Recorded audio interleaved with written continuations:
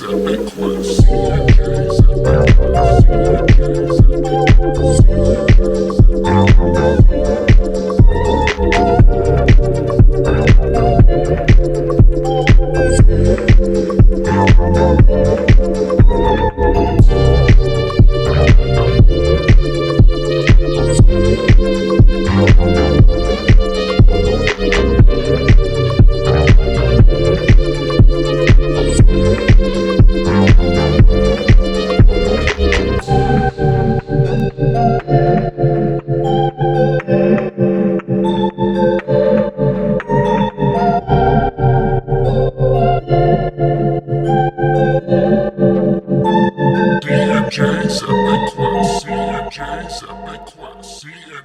Epic Quest. CMJ's Epic Quest. CMJ's Epic Quest.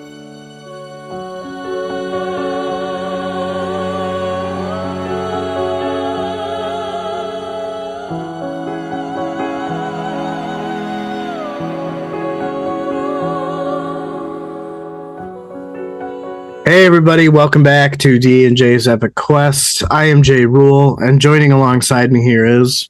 Dear Cronus, how's it going, man?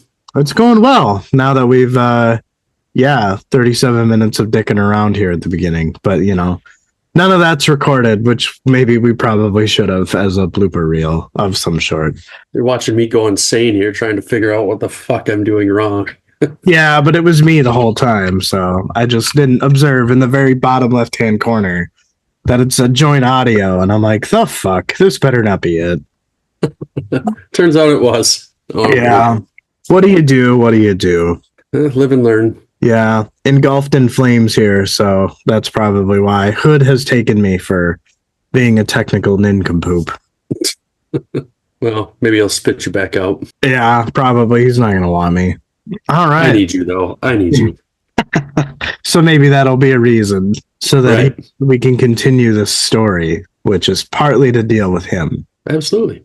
All right, sir. Well, we're one less thing down today, so I guess we'll just get right into the patrons, right? Yeah, kind of adjusting to post Silverstone's script, I suppose, but you can still use bookshop.org for them for a while to support them, I think, through the end of the year, at least in some small way. So there's that.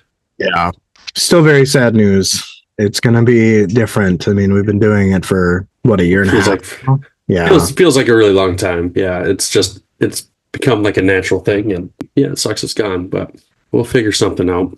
Yeah, for sure. But patrons, in order of subscription, we have Jan the Picker, Luciana Etrigan, Ryan the Topological, Damien the Rock of Faces, Nate Fiddle Me This, Shield Anvil Dylan, Calvin He Who Witnessed, Livia the Malazan Potato, Aaron Mott Irregular, and guess what, guys? We have somebody new joining the ranks, joining our little chain of dogs. It's growing, ever growing. We have Scott, the Malazan Historian. Did you just dub him that, or if he messaged that, I didn't see it. No, I just dubbed him that. Obviously open for a nickname change, Scott. So please go ahead and let us know what your preferred nickname like to be. But in the moment, this is what I could come up with based on your very awesome email or chat that you sent us via Patreon. So we appreciate that. Thank you very much, Scott. Yeah, and just a little background, Scott I think he's pretty much read everything, whether it be an audiobook or like physically reading. I don't even think that he's more than his second time through, but he's currently somewhere in Deadhouse Gates and will probably pass us again here soon. So everybody, welcome, Scott. Hopefully we'll see you involved in the chat here at some points, and good to have you aboard, sir. Thank you much. Yes, thank you. All right. On to the chapter 24 epigraph here. Some tides move unseen. Priests and priestess of the twin cults of Tog and Fanderay had for so long presided over a handful of adherents in their respective temples, and those temples were few and far between. A short-lived expansion of the cult swept through the Malazan armies early in Lucine's reign, but then seemed to wither off of its own accord In retrospect, that flurry might be interpreted as being only marginally premature, anticipating by less than a decade the reawakening that would bring the ancient cults to the fore. The first evidence of that reawakening occurred on the very edge of the empire's borders. Strictly speaking, not even close. TR. I'm not sure what that is supposed to mean. In the recently liberated city of Capistan, where the tide revealed its power for all to see. Cults of Resurrection, Quorum to Baal, translated by Illis of Darujistan. Do you have the hickey ups again? I ate some peanut butter M&Ms, so yeah, they were giving me a little in the moment indigestion. So Gotcha. yeah. Sorry. Yeah, I don't know. I mean, this epigraph, it sounds like, at the beginning of Lucine's reign, there was maybe all kinds of different gods being worshipped, and maybe the less popular ones faded out, and now you've got basically what's left, I suppose. I don't know what you think. Yeah, that's kind of the sense that I got too, but I know at the very beginning of Gardens of the Moon, she's essentially enacting a cult. So it's very of sorcery, right? So it very possibly could be the reason why. Well, are we ready to dive into this penultimate chapter of this book? I am ready, and I am so excited to finish this book up today. After I'm done with this, I am totally going to be reading till I'm done, probably. A good 110 pages or whatever it is. So, dude, so we had a wedding last night that we were at, and we stayed there. They had an Airbnb, and we stayed the night there, and then came home this morning and took a nap for an hour and a half when we got home. And I've never had a Malazan dream before, but I dreamt I was reading one of the books. I was at the end of it, and I don't remember anything about it. That's something about Toblakai, though. That's all I remember. And I remember seeing the last words on the page were the end for now or something like that. It wasn't to be continued, but it was some variation of that. So interesting. I guess you'll have to put a pin in that and see what happens as we go through the series. Yeah, I don't know. I've never dreamt that I've been reading a book before. I can tell you that. So I'm surprised I haven't dreamt about aliens yet, since we just saw the movie the other night too. But yeah, very true. My kitty cat opened up my bookshelf and climbed into the cabinet on it. I was wondering what the noise was. So if you hear any weird noises, it's probably just my cat getting into stuff. So all right. Anyways, yeah, let's start this off. I'm excited. I don't think I'm going to get to read this after you, because we're going to go to Romulus again, I think. But starting off here, two old and masked figures hobbled towards the entrance of Hood's temple. Call had been keeping an eye on the Mott horses and watched the one closer to him. A woman used her cane to knock on the door. The coronation of Prince Erard was still being drug out by the masked council, so he thought it interesting to see these two here. Call was also suspicious, since he didn't think anyone had known the temple had been reoccupied. A low voice startled Call. The voice asked what good he thought would come of this. Call asked where the voice came from, and it told him it was here before Call was. This was its shadow, after all. The voice in the shadow asked if all the lords of Darujistan were as dumb as him. Call asked the shadow priest what he had learned while spying on him. Perhaps some good horse grooming tips? The priest said he knows the horses hate him, and they try to bite him when Call turns his back, but he always seems to step away at the exact right moment. Call said he knew what they were up to, so it wasn't very hard. The priest congratulated him on outsmarting two horses. Call said if he heard any more comments from him like that, he would toss him over the wall. The priest said he wouldn't dare. Well, actually, maybe he would, but he would now be civil. The door opened, and Wrath Shadowthrone asked who it was, and Call said it was only his friend Murillo. That wasn't who Wrath Shadowthrone was asking after. He meant the one with the swords. Call said he worked for Hood. Wrath Shadowthrone asked if Wrath Hood was aware. Call didn't know. Why would he have any info into that? Wrath Shadowthrone asked if he, Hood, had visited, and when Call said no, called Wrath Hood an idiot.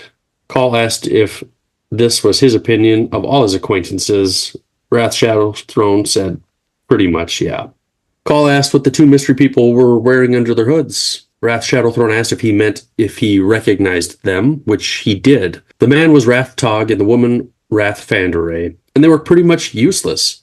In all his years, he didn't think he had heard either one of them say a word.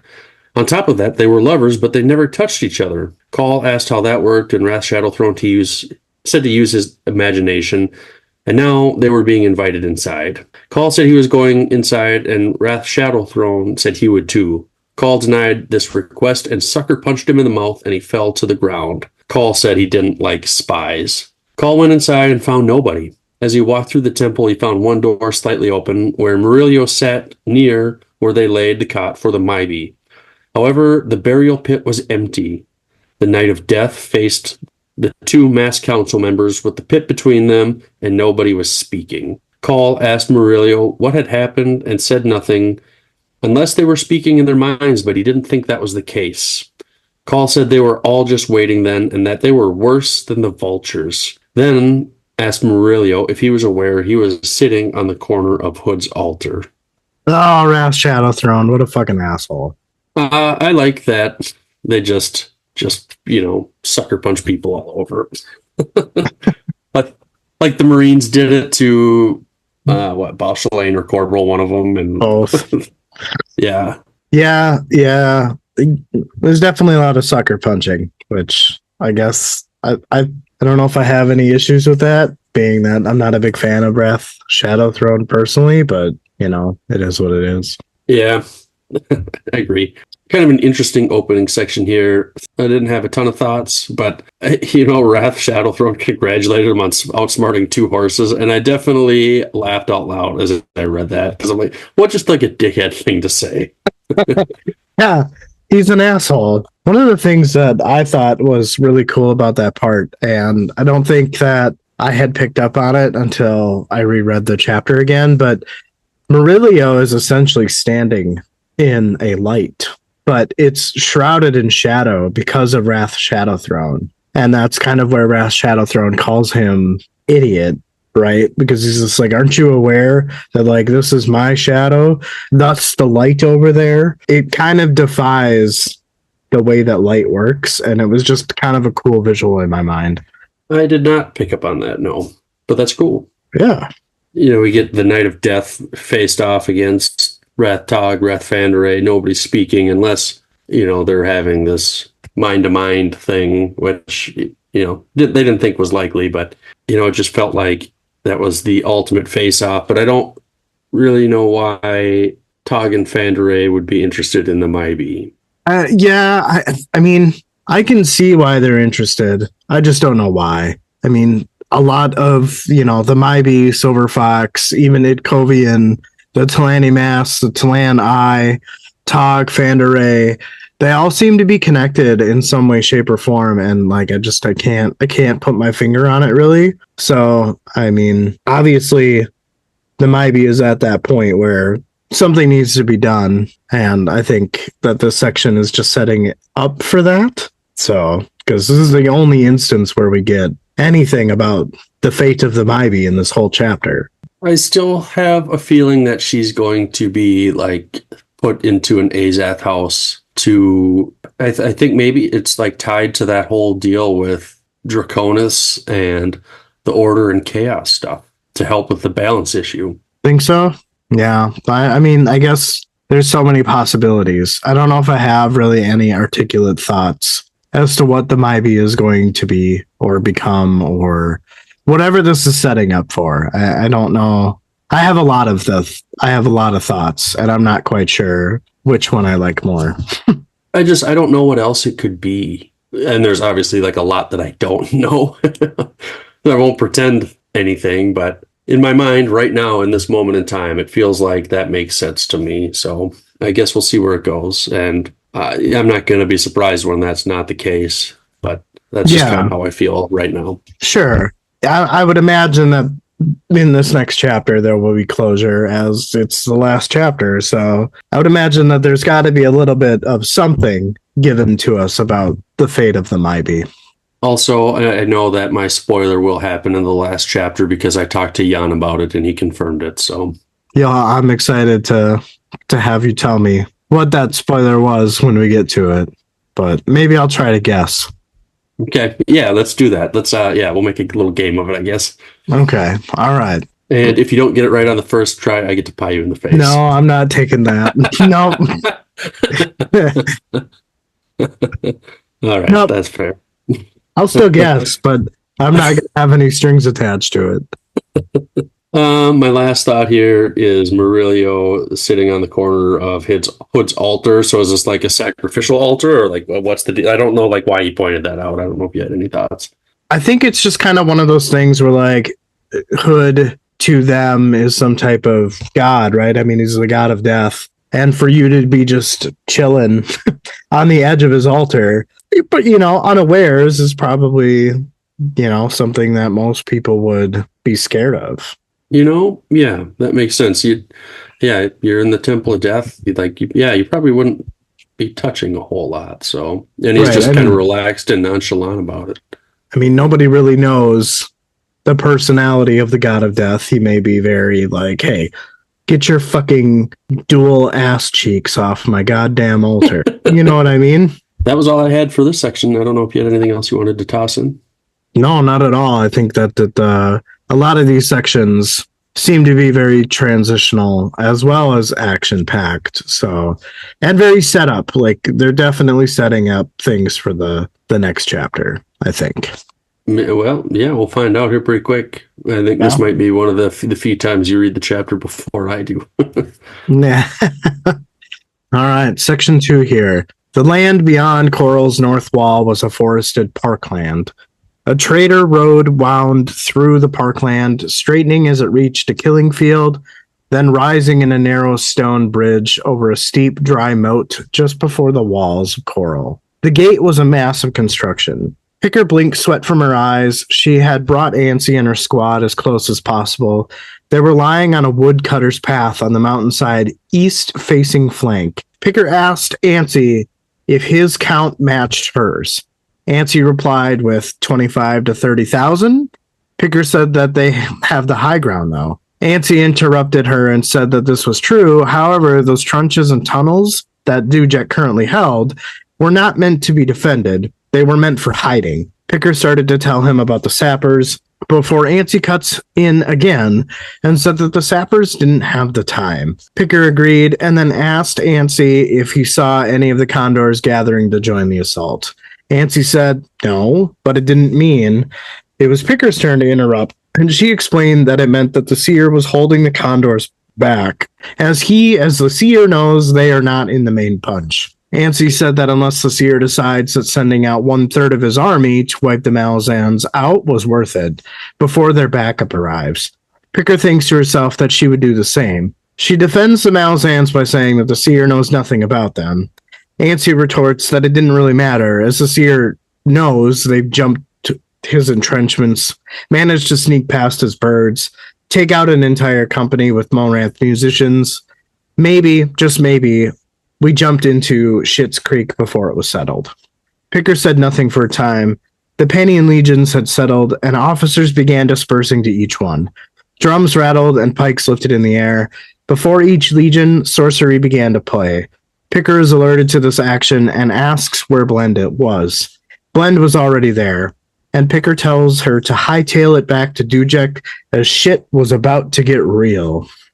Obviously, Picker, is now essentially second in command of the bridge burners, and it seems like she's kind of doing some reconnaissance work outside of the walls of Pale, but, kind of like in a forested, like, tree area, like, kind of on the side of a mountainside. I kind of imagine that they're, like, Dujek is behind them, and they're kind of, like, between Dujek and the walls of Coral, and they can kind of just oversee everything that's happening. Yeah, they're getting the lay of the land here. Yeah, and then obviously they are observing the Pannion forces start to march upon Dujek, and so she has asked Blend to go let everybody know that shit was starting.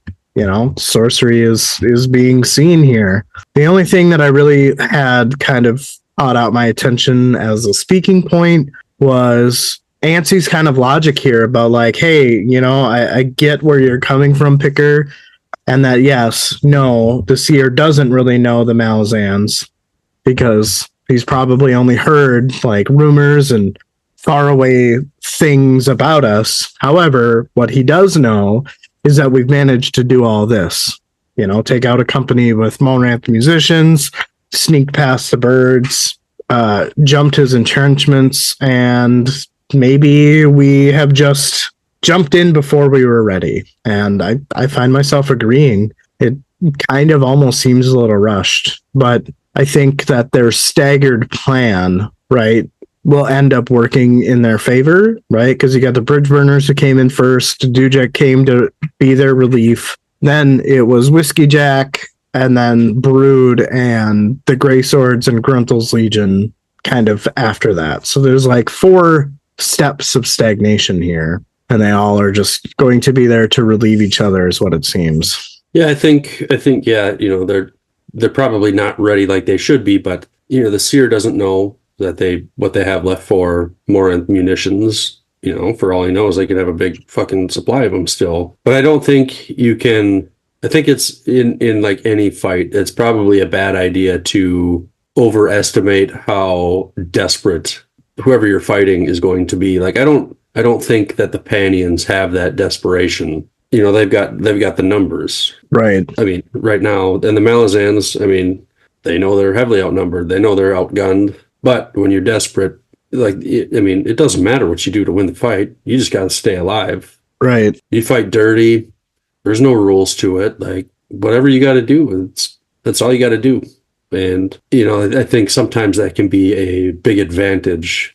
Well, I mean, even what they're doing now, right? The reconnaissance work is something the Pannions, I mean, they're obviously not disciplined enough to be doing these types of tactics. So I think that, yes, they do have the numbers. However, as we've seen, they're very unorganized, and that has led to their downfall so far. Yeah, they have not been very organized. And I mean, it sounded like, they tried to do a little reconnaissance with the condors flying out around during the day. Well, why don't you I'm sure you could have something that could do something during the night, when these guys are moving. There's like, we're not going to worry about that. Right. But the seer is hesitant with the condors, right? Because he doesn't want them getting taken out prematurely or preempted. Yeah. But how much more effective would he have been had he had been willing to sacrifice 1 or 2 to at least do some reconnaissance of the Malazans and the approaching army? Right? Yeah, I don't know. So, oh well. But yeah, again, just very setty-uppy, and things are 2 sections in, about ready to get or are getting started. So things happen real quick. Yes. Well, you ready for the next section here? Yeah, let's do her. All right. Quick Ben called Spindle, Blue Pearl, Shank, and Toes to him. They came to his side, bitching about a dozen sorcerers, all pulling from the same damn clean and ugly warren. They were working together. Quick Ben told them to be quiet, and Toes said they're all going to die. Quick Ben told him to can it. Quick Ben glared at them and said, 12 of the bastards. What of it? Who is standing in front of you? Ben, motherfucking Adafon Delat. If any of them had shit their pants, they needed to go change, then join the company they were attached to. Whatever sorcery got through him, they would need to deal with however they could. He then dismissed them, and the mages went their ways. Paran spoke to Quick Ben, saying Blend had brought some bad news. Quick Ben was already aware and had spread out his mages so that they wouldn't all get taken out at once. He would draw their attention. Dujek said to hold on. He wasn't a battle mage, and if he got taken out, they'd be royally fucked. Quick Ben said that he was all they had, so he would do his best to keep them busy. Paran said he would assign bridge burners to defend him, as they had been resupplied with munitions. Dujek said that calling it resupplied was generous, as it was half a crate at best, and only stuff good for close quarters. Dujek wasn't happy with the situation, neither was Quick Ben. Dujek asked Paran if the cussers and crackers were in place, if they could collapse the tunnels. Paran said that Hedge told him that everything was set up. They could bury every tunnel and flatten every entrenchment. Dujek asked if that meant they could just pull out, in that case, letting the Pannions take back a big pile of nothing. Paran said that was correct. Dujek continued saying if they did that, then they would have, in effect, traveled halfway across the continent just to retreat before the first conflict. Paran mentioned it would only be a temporary retreat. Dujek said, on the other hand, they could punch them in the nose, take out 12,000 or so Beklites, a dozen mages, and maybe a Stepdark, at the cost of Quickben and his army. Would that be worth it? Is it a fair exchange? Paran said that was for him, or Dujek, to decide.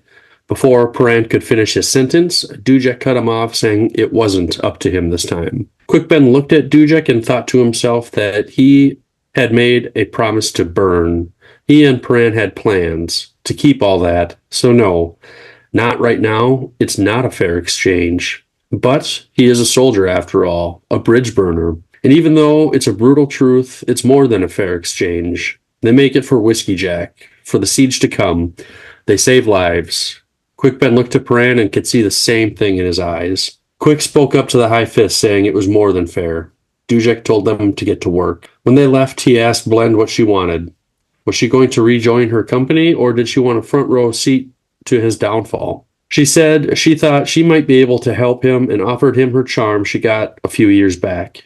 It makes it harder for her to be focused on, and it seems to work pretty good. He told Blend to keep her charm. If she didn't have it, then she wouldn't be Blend anymore. He told her to get back to her squad and make sure Picker kept everyone close and out of the fight. Quickben told Blend to stay on the flank of the city, keeping an eye out for the Condors, and if she saw any, to get back to him as soon as possible. Ooh, what a section, right? Yeah, just a little more setup here. I don't think I had anything note-wise on this. The only thing I didn't summarize here is that this charm that Blend got was from the Seven Cities continent, which I thought was interesting. Because at first I was thinking of like the little vial that Duerker got sucked into. It made me think of that, but obviously this is different. Yeah. I mean, it's kind of cool that we get an explanation as to how Blend is Blend. I thought that was kind of cool. And it almost kind of makes it seem that she has some type of talent, Yes. to what Quickben is, insinuating. However, I'm not sure if that's like a natural talent or if that's just because of this charm. Or if like the charm enhances it a little bit. It seems like it's some of both. And again, it wasn't something that I summarized, but Quickben like thinks to himself that, she has this charm, but she also has this natural talent to some extent too. I can't remember exactly how it was worded, but yeah. This deal of them asking, is it a fair exchange? I think as much as it sucks to think to know that you're going to sacrifice yourself, that you're worth the price of death, I guess, to make things easier for the guys coming behind you. Pretty selfless. Right. So, yeah, it kind of gives an air of respect for Quickben. And also because it is said during this section that, kind of has this like internal monologue with himself about his promise to burn and how he and Ran had some type of plan, which I don't know if up to this point we've gotten anything but hints about that plan, but I still think it has something to do with the Trade Guild and Quickben sending Fiddler munitions while he's in the Dead House Azath, or approaching the Dead House Azath. So I think that those two are somehow related. Like I said, I'm not quite sure. Yeah, well, we'll read and find out. Yeah. That's all we can do. Or even that like little glass vial, right? Maybe his plan. There you go. Maybe his plan was to, again, get Coltane over here so that he could help win Coral, the Battle of Coral. Maybe. Yeah, I don't know. One of the things that I picked out was at the very beginning when they're talking about the dozen sorcerers of the Pannions all pulling from the same damn clean and ugly warren. It kind of made me, or reminded me of linking of the Aes Sedai in Wheel of Time, how they all would link together to essentially be more powerful with one specific type of weave. Oh, yeah, it was kind of it made sense to me, right? Like being able to like read and understand that concept in that series, and then being able to apply that logic here. So it made sense to me. I like it. The other thing that I thought was just kind of like when Dujek said, no, it's not up for me to decide. And it's kind of like this unspoken thing. And then shortly thereafter, Quick Ben has that internal monologue that we just talked about. And, where he's like, I made a promise to Burn, and, Paran and I have a plan, and it's best that we set up Whiskey Jack for success. And he kind of looks at Paran, and they both are like, he knows that Paran's thinking the same thing. But I think that this shows a level of confidence that Dujek has in these two guys. And I just think that that was really cool for him to defer and not call out orders that he thinks is best, but because he thinks what's best is for his command to find a solution. We'll see if they pull it off. Yeah. But outside of that, I didn't really have anything else. Again, like, they're clearly reacting to the Pannions advancing. Yeah, I think the one thing that I liked is Quick Ben's like, dude, like, did you forget who I am? Like, I'm fucking Quick Ben. Like, don't count me out. I like that. More of the arrogance that we've steadily, increasingly seen throughout this book. Yeah, but this time it feels like it's warranted, though. Oh, for sure. Yeah. It's weird because he's not a battle mage, but it feels like he should be. I mean, the dude's got, how many warrants can he pull from? 12, 13 or whatever? Like, you should be able to fight anything, I feel like. Mm-hmm. For sure. Yeah, I would 100% agree. That was all I've got, so we can keep trucking along here. All right. Hidden beneath vegetation, Picker and her squad had a clear view of the Pannion legions. The front lines were reaching the base of the ramp, leading up to the entrenchments. There was a wall of gray sorcery in front of the Beck lights. The Seerdoman commanders were wreathed in magic, advancing just in front of their armies. They began their march upslope. On a bank high above the Pannions, Quick Ben looked down, exposed and alone, as Blend had told her. Picker thought to herself that this was suicide, and she knew he was good, but only because he kept his head low. In all the years she's known him, he's never just let his warrens loose. It wasn't like him. Sudden motion in one of the Pannion's legions, and then screams. Picker's eyes widened as demons appeared, not one, but 8, huge and bestial, tearing the legion apart. The Seerdoman mages wheeled. Blend said that the demons were illusions, and the Pannions believed it. Picker looked surprised, and Blend explained that Quick Ben was taking advantage of the Pannions' uncertainty and playing to their fears. The Seerdoman mages sent gray streaking roots of sorcery at the demons. Blend explains that Quick Ben would have to make the demons react to the sorcery, or otherwise his illusion would be found out. The sorcery engulfed the demons and were killed, but not before taking on other Pannions in their death throes. The first Pannion Legion was in shambles. Blend stated that it was amazing what could happen when one believed. Picker asked, well, if that's the case, why not have an illusionist in every squad? Blend explained that it only worked because of its rarity. Plus, it takes one significant mastery to illusion one demon, much less 8. The Seerdoman mages counterattacked, sending a wave of sorcery up the slope. Blend was worried that they had gotten to Quick Ben. Picker stared at Blend, wailing, and then focused her attention to the scene on the ramp. Another Seerdoman wizard appeared from the Legion's ranks, riding a horse. Sorcery danced over his armor, carrying a double-bladed axe. Blend commented that this was a sharp illusion. He approached his fellow mages, and as one of them turned, the axe flew from his hand. The axe veered into a wraith, and it struck the Seerdoman mage, killing him. The wraith held his prize of the Seerdoman's soul. He flew towards the forest and disappeared. Sorcery was aimed at this rider. The rider drove his horse forward, and a portal opened up in front of him, and he rode through. Ansi thumped Picker's other shoulder and told her to look further down. She twisted to look and saw that the Pannions were getting smart and disappearing into the wooded hillside on both sides of the ramp. Ansi said it wasn't smart at all, but they were going to run right into us. So I thought this section was actually really cool because, we're getting everything from, Picker and her reconnaissance type mission of the battle starting.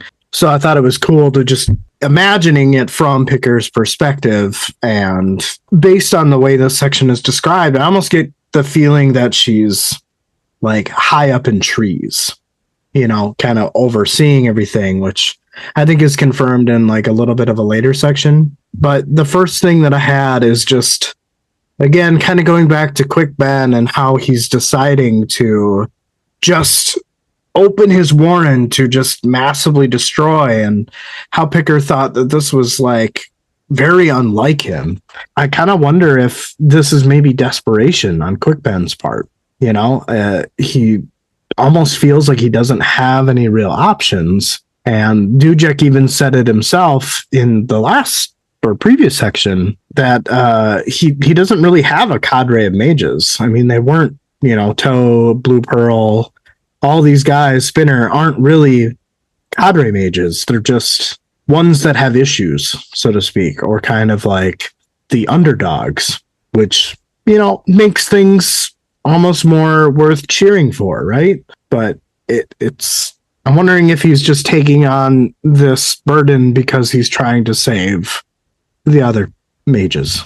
I think so, but it's kind of like I said before, though, that desperation is kind of like what do they call it in this, a shaved knuckle, right? Right. Maybe a little bit.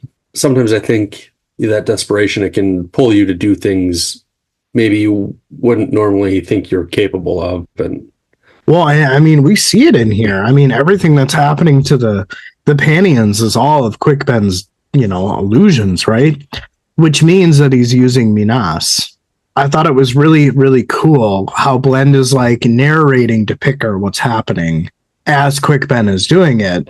And I think it's really cool how she's explaining to Picker that if the demons don't react to the sorcery that the Pannions threw at them, if Quick Ben doesn't puppeteer, right, those demons to react to the sorcery, then the Pannions will figure out that it's just an illusion. So I thought that was really, really cool. Yeah, it was. The scene that I really liked, and I could just see it so clearly in my head, it was like a movie, like a scene from a movie. Not that I have a scene from a movie to compare this to, but I had this vision. You got Quick Ben up on this hill, standing there alone, looking down at these other guys down here, and then they send their sorcery up at him, and it's just like I thought, like a thunderstorm, like lightning crackling up at him, and just, it's loud as fuck, and it was just really cool, and it was so clear in my head. I don't know how to describe it. I wish I could, because then I could be a fucking like director or some shit on a movie, Oh, absolutely. Like this section appeals to like my artistic vision, right? Like I could totally see depicting something like this. But the other part that was really cool is Quick Ben kind of illusions himself as a Seer Doman mage, which was really confusing on my first read.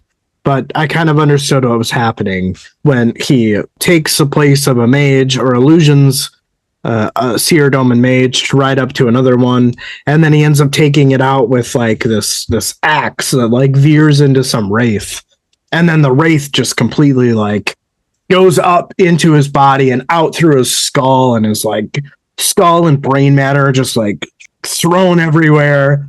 It was so cool. And then like he clutches the stole and was like and then runs to the fucking forest, Yes.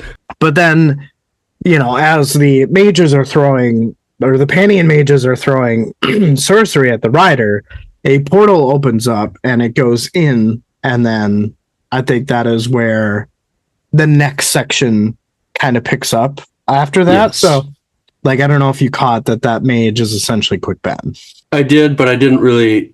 Yeah, it was confusing at first too. Yeah, like you're saying. And, because the sorcery that was flown up the hill in retaliation to the demons, and Blend is like on Picker's shoulder, like, oh my God, they got him.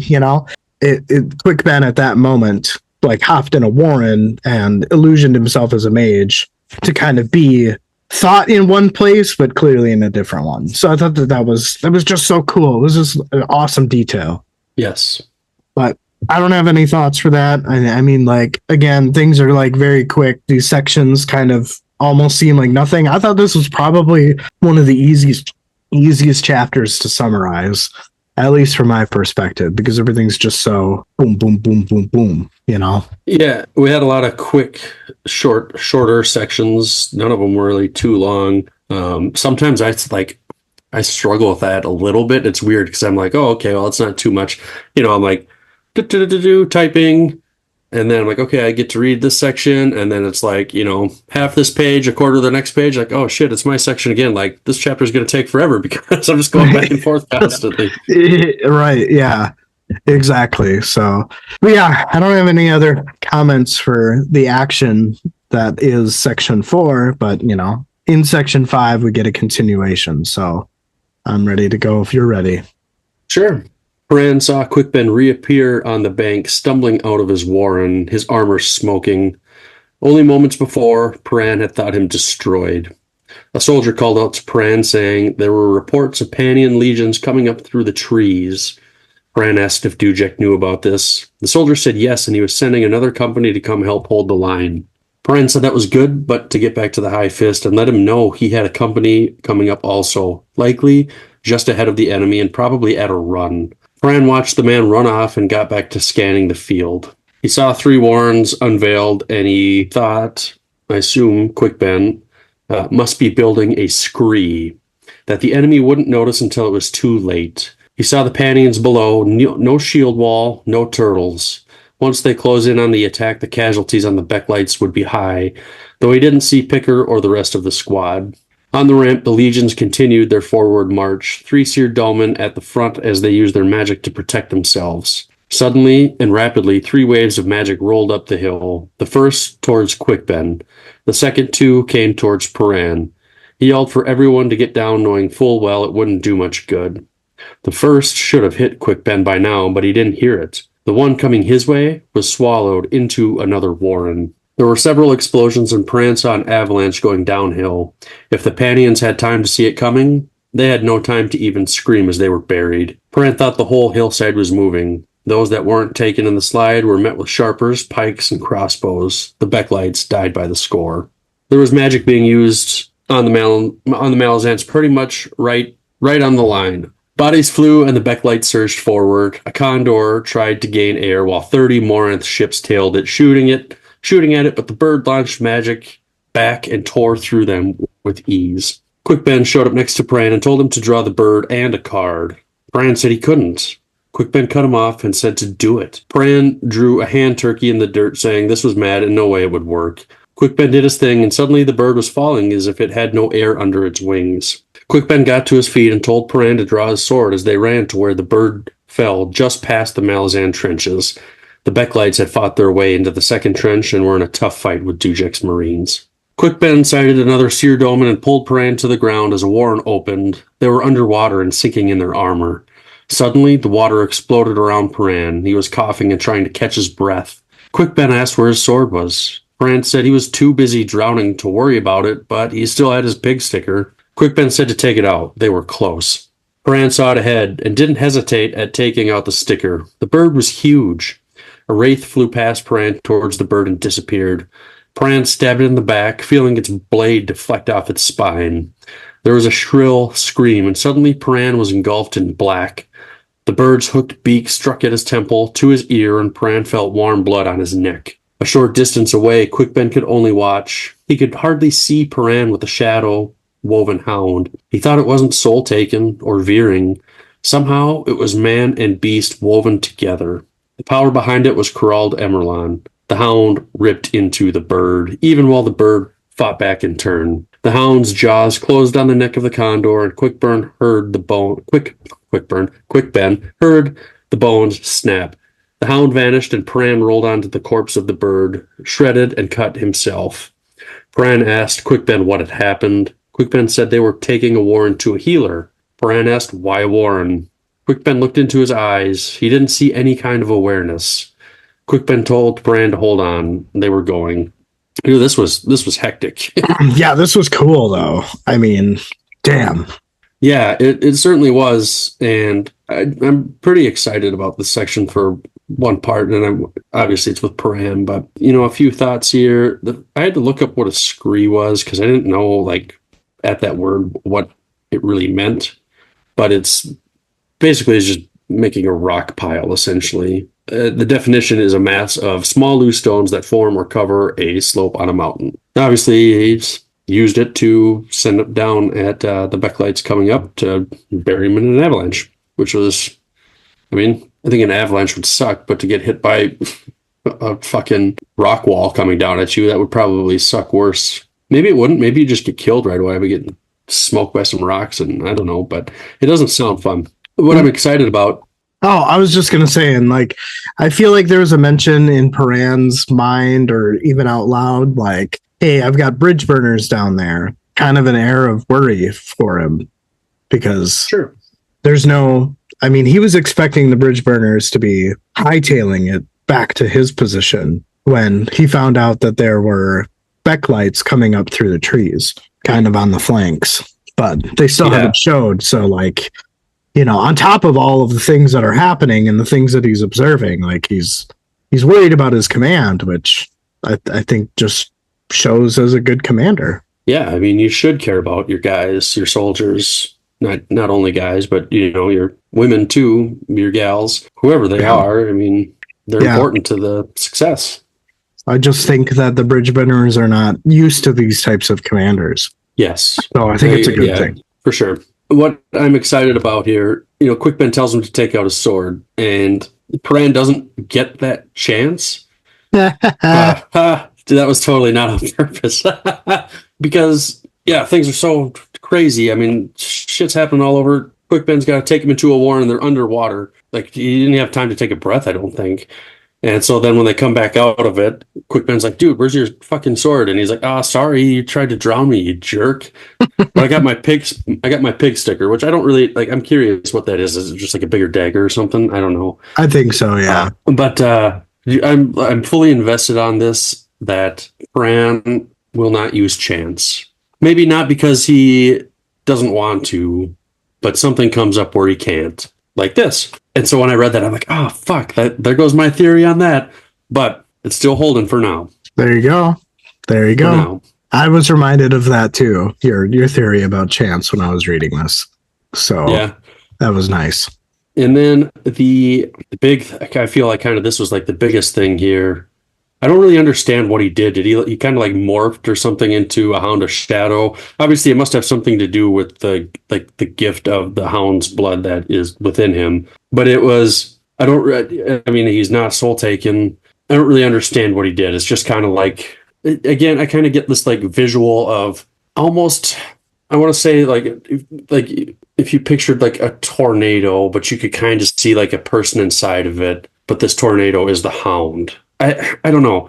Yeah, no, I mean, that makes sense. It's like flickering kind of, I guess. Like he's not, and I wonder if he'll like gain strength or control over this where it's not so flickery. I don't know a good way to put it, where he'll just be like solidly a Hound of Shadow or something. Yeah, I mean, potentially. I mean, but you know, I mean, Paran is the master of the deck, right? It is in the Warren of Shadow, right? Remember when he was like talking to the throne of Gerald Emerlane, and the throne was just like, "Hound, not a hound, blood, not blood," or whatever.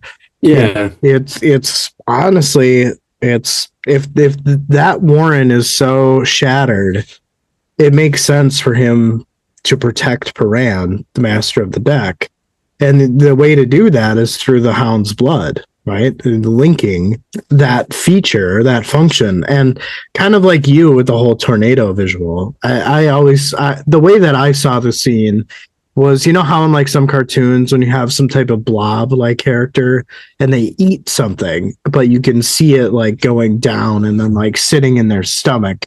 That's kind of how I imagined Paran, is that he was just in the middle of this like kind of apparition of a hound. Okay. Yeah, I didn't really know what to expect of it. And like when I first read it the first time through, I kind of had to read it again. I'm like, what the fuck just happened here? Like, it comes out of nowhere and it like hits you, and you're like, oh fuck, you know. Well, even I think the first time I read it, I was like, where did this hound come from? I didn't connect the dots that it was Paran, and that's where I kind of did this double take and read it again. I'm like, what's happening? How exactly is this working? And I still don't really understand it, but I mean, it's still cool. It's still very cool. It is really cool, and I'm excited to see, I don't know, this revelation of evolve throughout the series. I would imagine, like, as you kind of insinuated, is that he should be able to gain control of it and just do it as he pleases or when he needs to. So therefore, does he even need Chance at that point? Probably not. Yeah, I suppose he wouldn't. Yeah. So It's just my thoughts, but I thought it was cool, like yourself, and I'm excited to see where that goes. Yeah, that's all I've got. So we can keep going here unless anything else you'd like to add, sir. No, not at all. It's just intense, and like you can just, like, as you're reading, you're just like on the edge of your seat sometimes. Well, yeah, definitely. But here we go. Section 6. Picker pushed her way through the tree limbs until she came within sight of the forest below. There was no one in sight. Muddy tracks were all that could be seen of the Becklights that had passed beneath them. She could hear, however, fighting upslope towards the embankment. The explosions of sorcery that had struck the legions at the base of the slope had not continued, a cause for worry on her part. They had a worse scare with the avalanche, but its path had missed them. She thought to herself as if Quick Ben had known where they were, and somehow that damned wizard had been able to control the descent of the third of the mountainside. Maybe if a dozen or so mages had shown up, she would believe it then, or maybe it was help from a god.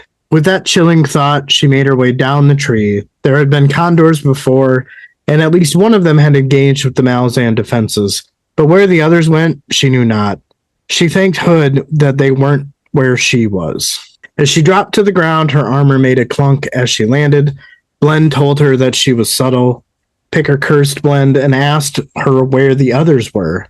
Blend said that she knew more or less where they were, but asked if she should get them. Picker said that this would be useful. But before she left, Blend asked what they would do next. Inside her mind, Picker was unsure, but simply replied to Blend to just go get the others. So this is that part where during the avalanche, they're clearly in trees. One, they seem to have been, I get the picture that as the Becklights were coming their way, they were above the Becklights as they made their way up the slope. But on top of that, it kind of seems that when the avalanche hit, Quick Ben somehow made it so that it wouldn't hit them. And maybe, as her thought suggests, maybe it was a god that helped him to do or move or control 1/3 of the mountainside coming down, the scree, so to speak. And I'm wondering if maybe Talamandus and the Barghast gods have something to do with that. Maybe. So I don't know. Even reading this, I still didn't click in my head that they were up in trees until you pointed that out. So yeah. So I think that's how the Becklights missed finding them, because I know that in section 4, my previous section, Nancy was just like, well, Picker was like, they're getting smart. And Nancy's like, no, that's not good for us. They'll run right into us. So I think that they made their way up trees. Nice catch. Yeah, I don't know how I missed that. It's really, really, really subtle. And he describes it as baws, which are just like the main tree limbs. Yeah. I do remember reading that word. So, and then when it said like forest below, and then her dropping down and the armor of Clunk, like it just kind of made sense, like it was great because like it helped me picture where they are off screen as this avalanche is happening. Gotcha. But I don't have any other thoughts outside of that. Again, it was really short, and obviously it seems that Picker and company are getting ready to recoup, so to speak, kind of make their way from their current position to wherever they're going next. Yeah. All right.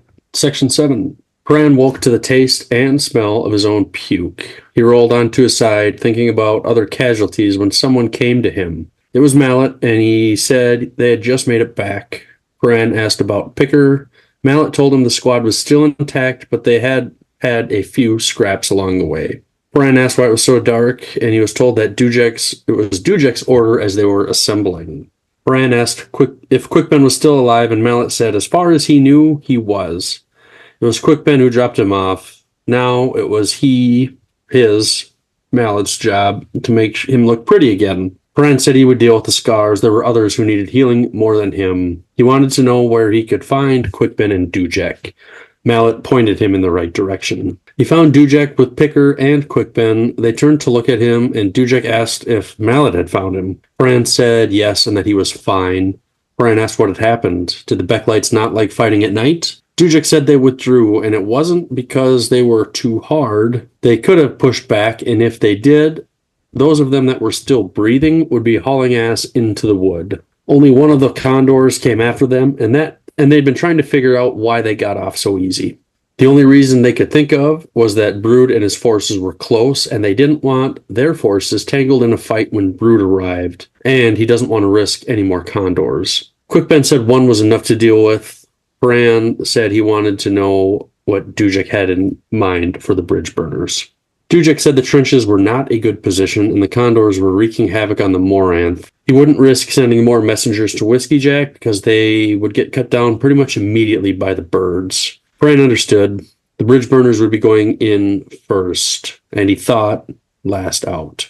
Dujek said they would strike for the keep, knock a hole in the wall of the compound, then the Moranth would get them as close as they could. Bran asked what happened if Whiskey Jack and Brood weren't as close as he thought. Dujek said there was not going to be any waiting around. His first wave would be going in a half hour after Paran.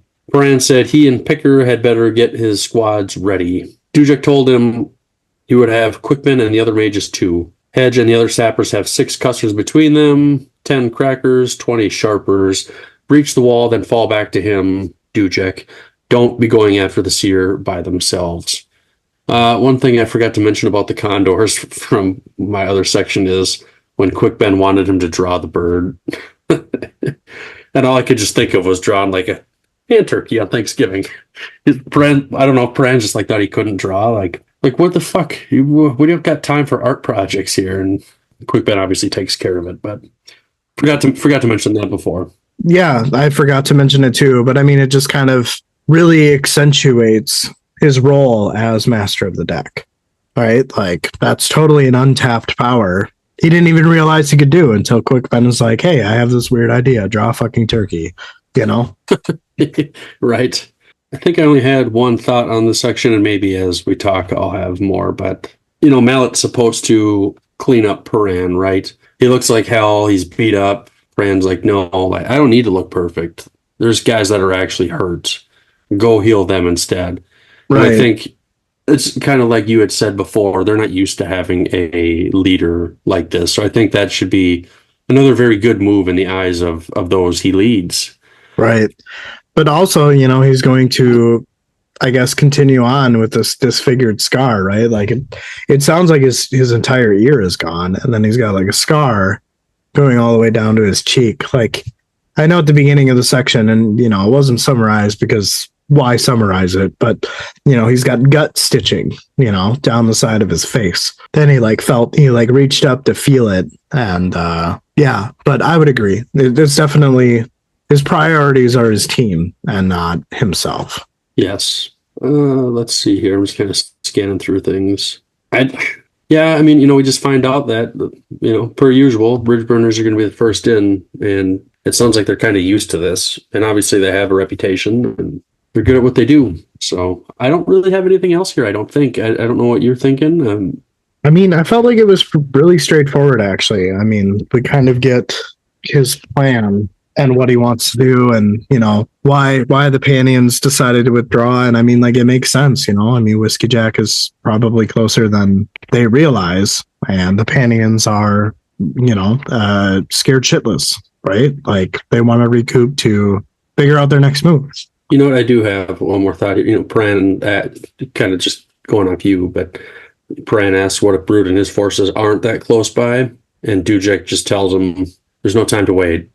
So it's either Dujek must realize there's only 2 ways this is going to go.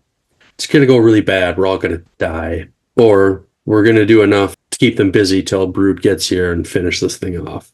Which really, I guess, are kind of the only 2 options anyways. But you don't have the time to wait and see. You got to keep pressing. It's a pretty big gamble. Oh, for sure. The Pannions gave him a moment to breathe and collect themselves. And so he's going to, in his mind, he either strikes first so that the approaching army does have time, or he sits and waits and could potentially get annihilated, which would then lose his position, and the forces coming to relieve him no longer have an advantage. So, Right. yeah, I thought that was a good strategy. I mean, it made sense to me. All right, next section here. Dawn was still 2 hours away, and Corlat rode to where Whiskey Jack had stopped and reined in beside him. Whiskey Jack asked what Calor had said. Corlat responded that Calor offered his formal apology and humbly offered his sword and his tactical prowess. She admitted, though, that this made her uneasy. Whiskey Jack shrugged and said he welcomed any advice Calor might provide. Whiskey Jack then noted, but ignored Corlat's disbelief at this statement. He tells her to follow him, and they make their way down the Trader Road. A short while later, they reached a ridge and stopped, and beyond it was coral itself. Corlat studied the lay of the land before them. Whiskey Jack followed Corlat's gaze as she sighted the smoke looming over the forested mountain to the west. Whiskey Jack explains that this is where the sorcery had come from, and if it was the seer, that it was where he would station his soldiers. Corlat asked if Dujek had screwed up the seer's plan. Whiskey Jack suspects that the High Fist is there, but potentially surrounded or driven back. Whiskey Jack speculates that Quick Ben must be overwhelmed, and Dujek's taken a beating. He tells her that they have to draw the seer's attention away from that mountainside so Dujek can regroup. Corlat turned to Whiskey Jack and said that his soldiers were dead on their feet. She thought to herself that so was he. Whiskey Jack said that regardless, he would be lining his ridge at dawn. He asked if she and Orphantal could assume their soul-taken forms and take to the sky. She explains that she and her brother have already discussed it, and perhaps his presence may give the seer pause. Whiskey Jack says that the seer would try to take them out, so they needed to stay near each other so that they could guard each other. She explained that even alone, they are hard to be driven off. So she will stay and guard his forces, while Orphantal will strike for the mountain, and at the very least, he would be able to gauge how Dujek was doing. Whiskey Jack said that he fears for her safety, as she will be alone above them. Corlat assures him that she is not alone. He then asks if she's sensed anything of her lord. She explains that she hasn't, and asks if that bothered him. She knew the answer, and said that he didn't need to answer that. The commander said that they should be getting back. They both swung their mounts around. Had they conversed for a few moments longer, they would have seen the flight of the Black Maranth rise from the mountainside, flying low, hard, and fast. A half dozen heartbeats, within which Opan's coin spun. A single lazy turn from lady to lord. Woofda. So much ominous foreshadowing in this fucking section. Yeah, I definitely didn't pick it up, though. I mean, the first time through. No, not at all. I mean, dead on your feet, dead on their feet. How much more fucking obvious can you get? I'm not ready for that part. I don't want to. Can we just skip it? No. We can't skip it. God damn it. Nope. No skipping. We talked about the hard stuff, too. Yeah, I know. So at this part where Whiskey Jack said that he fears for Corlat's safety because clearly he doesn't like the plan of Orphantal and Corlat splitting up in their draconian forms, and they should be there to guard each other. I really don't know how much of them caring for each other on this moment, as sweet as it is, I don't really think it's helping them to either make a decision, because obviously Corlat doesn't want to leave Whiskey Jack's side, and Whiskey Jack doesn't want Orphantal and Corlat to split up. And I think that that's really divisive and not helping the situation, even though, like, it strikes my heartstrings to see them so, like, in love with each other, which makes everything that happens later just so much more brutal. I guess I didn't have that feeling. I don't remember if it was in this section or one later on, but we find out how strong Orphantal is. You know, he's second to Rake. Right. Rake's pretty strong. So, I mean, and I imagine Corlat is probably no slouch herself. You know, right. I don't know if she could, maybe, you know, neither one of them might not be able to take on, you know, I don't know, 2, 3, 4 condors. So I guess that kind of makes sense that he doesn't want them to split up if they get attacked by multiple, you know, they'd have a better chance together. But then at the same time, they might draw more birds to begin with, and it doesn't really matter. I don't know. Right. Yeah. I mean, I totally get it. I mean, it's just, I don't know.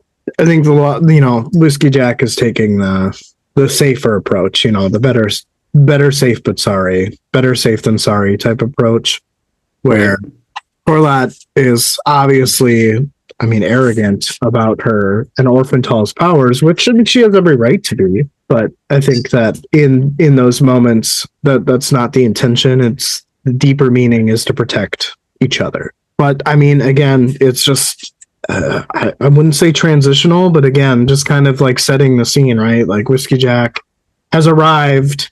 They're planning on helping out Dujek, right? Like their immediate relief. I'm sure that his army is just fucking absolutely tired and could probably use some rest, but they can't. They got to go and create some type of diversion so the Pannions stop focusing their attention on Dujek. This last part here, this last sentence, just the whole mention of Opon and the coin, and I haven't really thought about Opon in a while, but this doesn't sound good. And I knew something bad was going to happen after I read this last line. And I wonder if they've gotten themselves involved in this mess somehow, as far as Opon.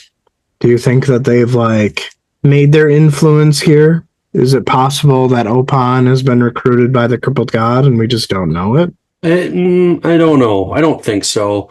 But I wonder, do you think, that spin of the coin, as it says, that was the result? Corlett didn't see the Black Moranth going. Maybe that was the luck there.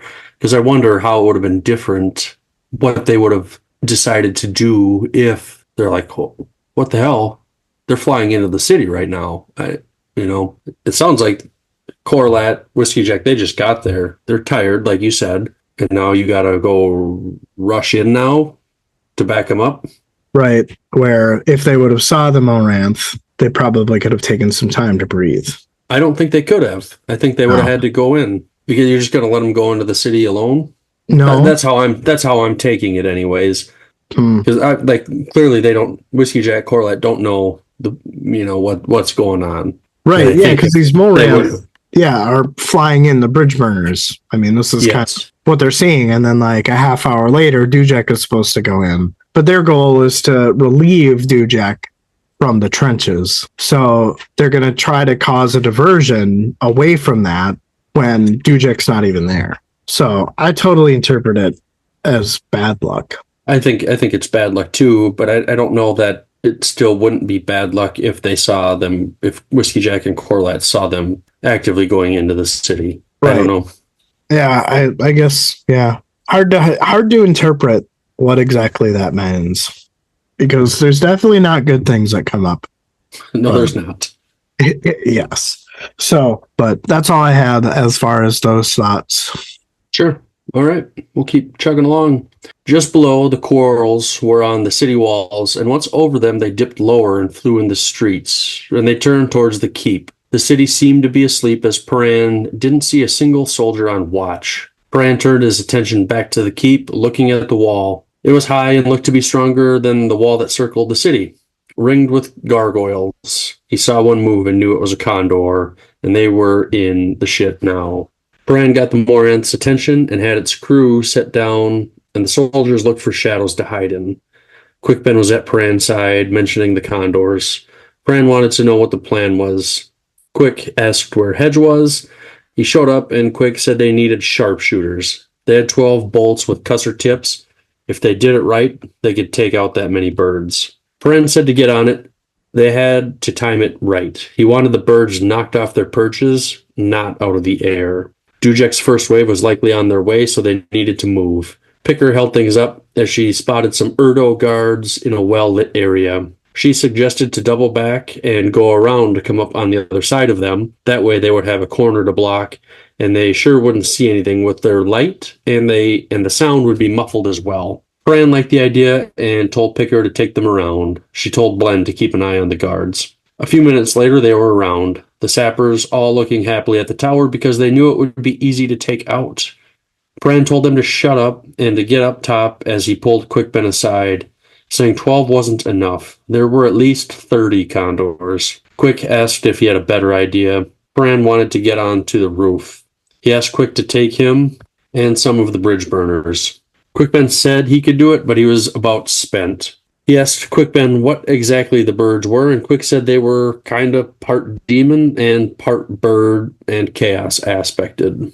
They looked again to the tower, not realizing how high it was and wondering how they were going to make it up, but Toes was using his warren. Bran hoped they weren't the spirits who were missing Toes and were falling over. Quickben said it was the locals who had fallen off the wall over the last 100 years or so.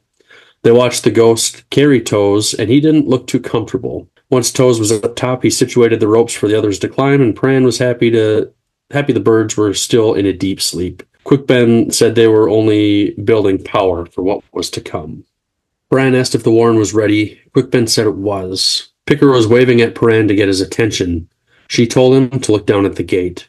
He got his first look at the Kachane Shamal, and he thought that Dujak's first wave was going to end up right in their laps. He told Picker they needed to divert the monsters.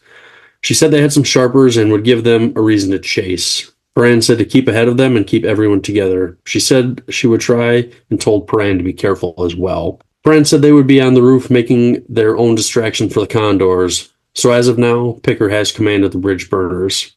She asked who he thought would die first. Pran said it could go either way. Picker said half of her back pay that they would be a step behind them. They could settle up at Hood's gate. Pran took the bet and said to get going and to have the sappers blow the tower up already. Before she left, Picker grabbed his arm and told Pran that the knives at his back had been turned the other way. Pran said thank you. Pran asked Quickben how long it had been since he saw them. Quickben said he figured they should be in position by now. Pran said that was fast, and Quick told him Hedge moves fast when he is scared. He told Quickben to open his warren. Before they jumped into the corralled Ghislaine, he asked if he told Spindle. Quickben cut him off, saying it was working fine, and Spindle had a grin on his face. The transition to the rooftop was pretty much instant. They were 30 paces away from the condors. A dozen of them exploded, causing the rest to wake and took to the sky. Spindle already had his warren released, and its effect was immediate. The birds cried out in terror as the demons within them fought for control, and they were peppered with crossbow bolts. The keep shuddered, and Pran saw the building to their left go down in a heap of rubble, and Picker had ambushed a column of the Kachane Shamal, and now the chase was on. Quickben grabbed Pran and said the demons were winning the struggle. He could see them climbing higher into the air and hardly seemed to notice that they had been shot. Quickben said they were going to come back around for them. Pran said that was better them than Dujek, at least. Now they could keep the birds busy for a while. So, exploding birds. Yeah, I mean, it seems to work, right? We took out a dozen of them, but there's still 20 of them left, 18, 19 of them left. Still a lot when they had problems with one. Yeah. I thought it was cool, though, kind of going back to the beginning of the section, Paran thought they were gargoyles at first. Well, I think there probably was some gargoyles, but yeah, some, obviously some of them are the condors. Yeah, no, it was just a cool visual. For sure. I mean, it's very straightforward, right? I mean, they're essentially getting dropped off by the quarrels. Their main focus is to distract the birds, right? And take them out as best they can. But, Yeah, which, I mean, I guess they achieved that goal, so, right. Which is nice. Nice for them. Some surprises come up with the Kachane Shamal showing up, re-diverting the plan, as Picker's like, hey, there's some guards over there. They're probably going to see us. We should go around this corner. Hedge likes corners anyway, so. I liked this kind of dark humor that we get, soldiers' humor. And I've always heard in like movies and stuff that soldiers fight better once they accept the fact that they're basically already dead, right? Right. And we get this moment where she's like, hey, I'll bet you half our back pay that you die first. But we're going to be, we'll be right there with you. We'll settle up at Hood's gate. And it was just, kind of a way to lighten the mood when, how could you not think that you're about to die? Like, how do you think you're going to survive any of this? I don't know. I have no idea either. Because, I mean, you think of all of the things that are happening at the moment, right? The presence of Kachane Shamal, right? We have to do something because they are about ready to meet. They're gonna slaughter Dujek, right? And they're always they wouldn't stand a chance. And there's even I think there's where the fuck is Silver Fox? A comment in there, where's her Talani mass, et cetera, et cetera. So on top of the birds splitting up, Picker essentially has to say, like, I can't keep all of them together like you asked me to all those chapters ago, because we will get annihilated, but I'll do the best I can. And the only advantage that they have is that the streets they're not straight, right? Like, they can corner, which you take something incredibly fast like the Ka-Change Mall, and that's going to slow them up some to actually give them a little bit of an advantage. I don't know how much of an advantage it gives the bridge burners or whoever's running for them, but I think it definitely takes away the advantage of the speed the Ka-Change Mall have. Yes. A little bit anyways. I mean, right. I don't know. I would hesitate to say that it's going to level things out, but no, I mean, no. It gives them a very small advantage. You take whatever you can get. Right. I liked that Picker tells Pran that the knife's at his back. They've been turned away, and we've been seeing hints that he's gaining the respect of his crew, but I don't think he's been outright told it until now. And so I imagine that's maybe somewhat of a relief to hear. But right. in the moment, maybe it's just not that it doesn't matter, but it's probably not important because you still have to survive somehow. Exactly. Yeah. It was nice to read that, because I can imagine that from Paran's perspective, that's a huge weight off of his shoulders. I mean, like, we always hear or read in his internal monologues of, like, oh, the knives are always at my back, blah, blah, blah, like, it's kind of like this added pressure, this, added weight. So I can imagine that probably feels pretty good, have that little bit of relief. For sure.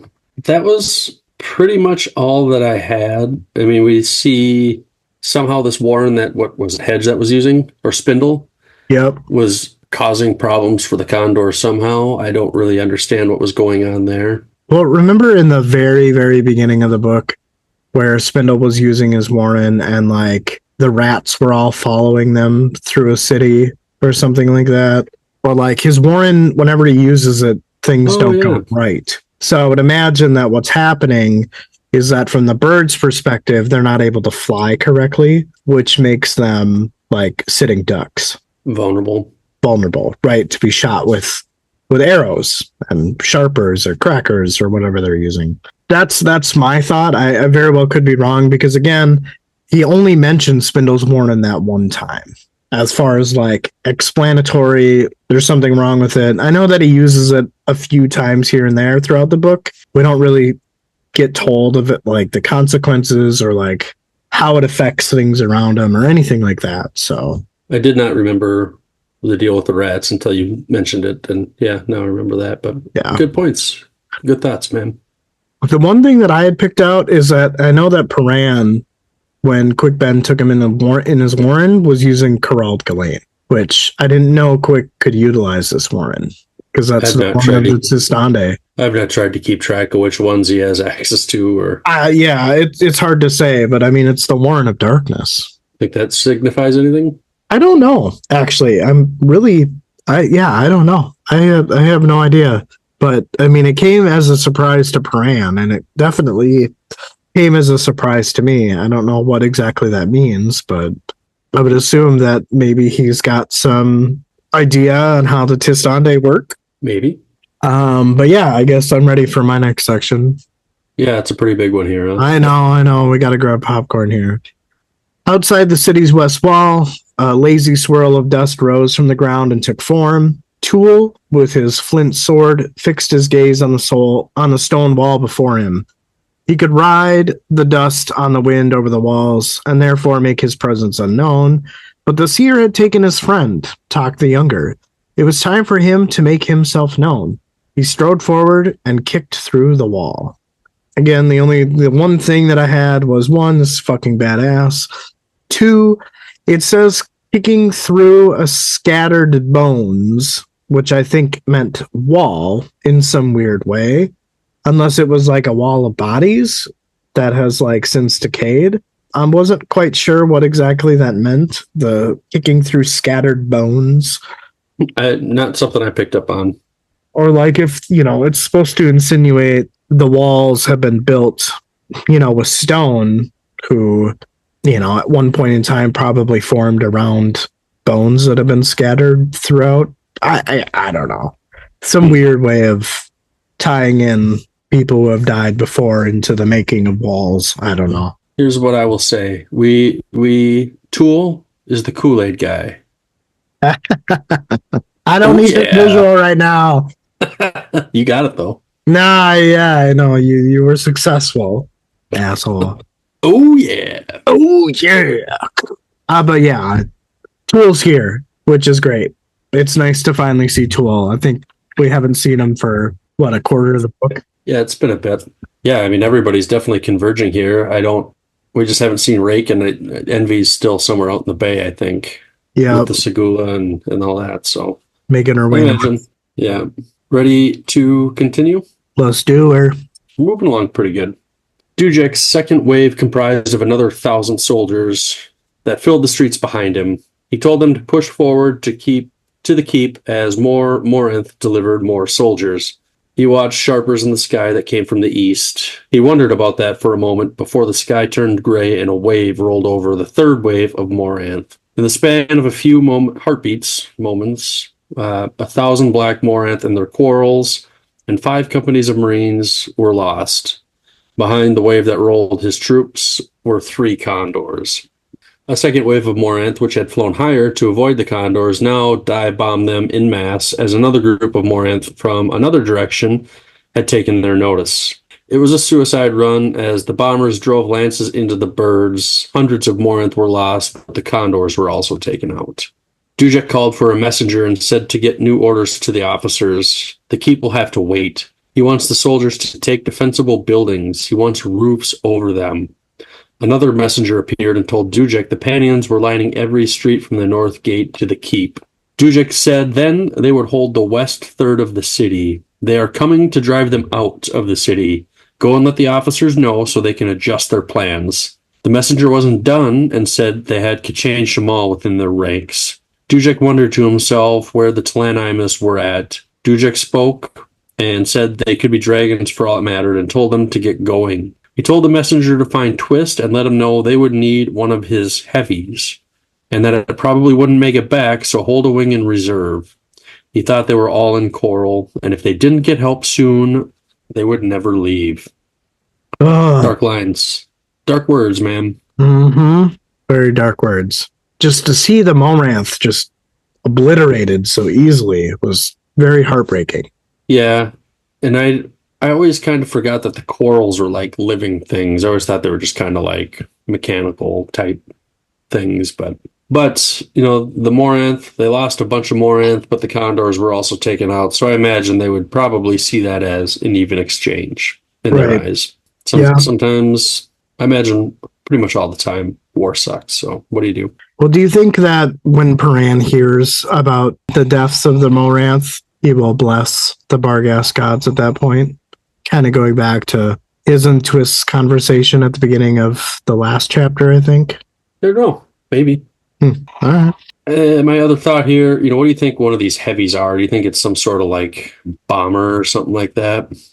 From what I gathered from my next section is yes, I think that the reason why Dujek wants everybody to be in defensible buildings with roofs over his head is so that they're unaffected by the bombers. Gotcha.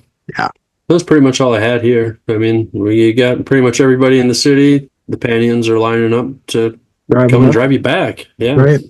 I mean, they've let them get this far. Can't let them get any further. So got to do something. Kind of forcing the Seer's hand, which, going back to our conversation about whether Dujek stays or goes in, I mean, this is exactly what happens, right? Because now, if Dujek fails, Whiskey Jack and Brood and the other companies outside the walls can make sure that they don't get out. Right. All right, well. Let's keep at her. The condors circled above, crying out to each other. Paran and Quick Ben were crouched low against a wall. Paran exclaimed that the condors could see them. Quick Ben stated that no, they couldn't, but because he was keeping them from seeing them, condors could sense that they were still here. Paran thought to himself that this was good, because it meant that those birds were preoccupied with them instead of harassing Dujek. The keep shook beneath them, and Paran asked what that was. The wizard scowled and said that it didn't sound like munitions, but the wall must have been breached again. Paran wondered by who. He lifted his head to peer over the low wall. Across the bay, the sea beyond seemed like a wall of solid ice, rumbling. A storm was building, and he hoped that it came their way to hopefully enhance the confusion. Quick Ben hissed for Paran to get his head down and told him to look north. Paran twisted around to see the Moranth take to the skies, merely just specks. 6 condors were climbing to meet the Moranth. Smaller specks dropped from the Moranth down onto the east half of the city. Their descent seemed to take forever, but then the first Cusser struck one roof of a building all at once.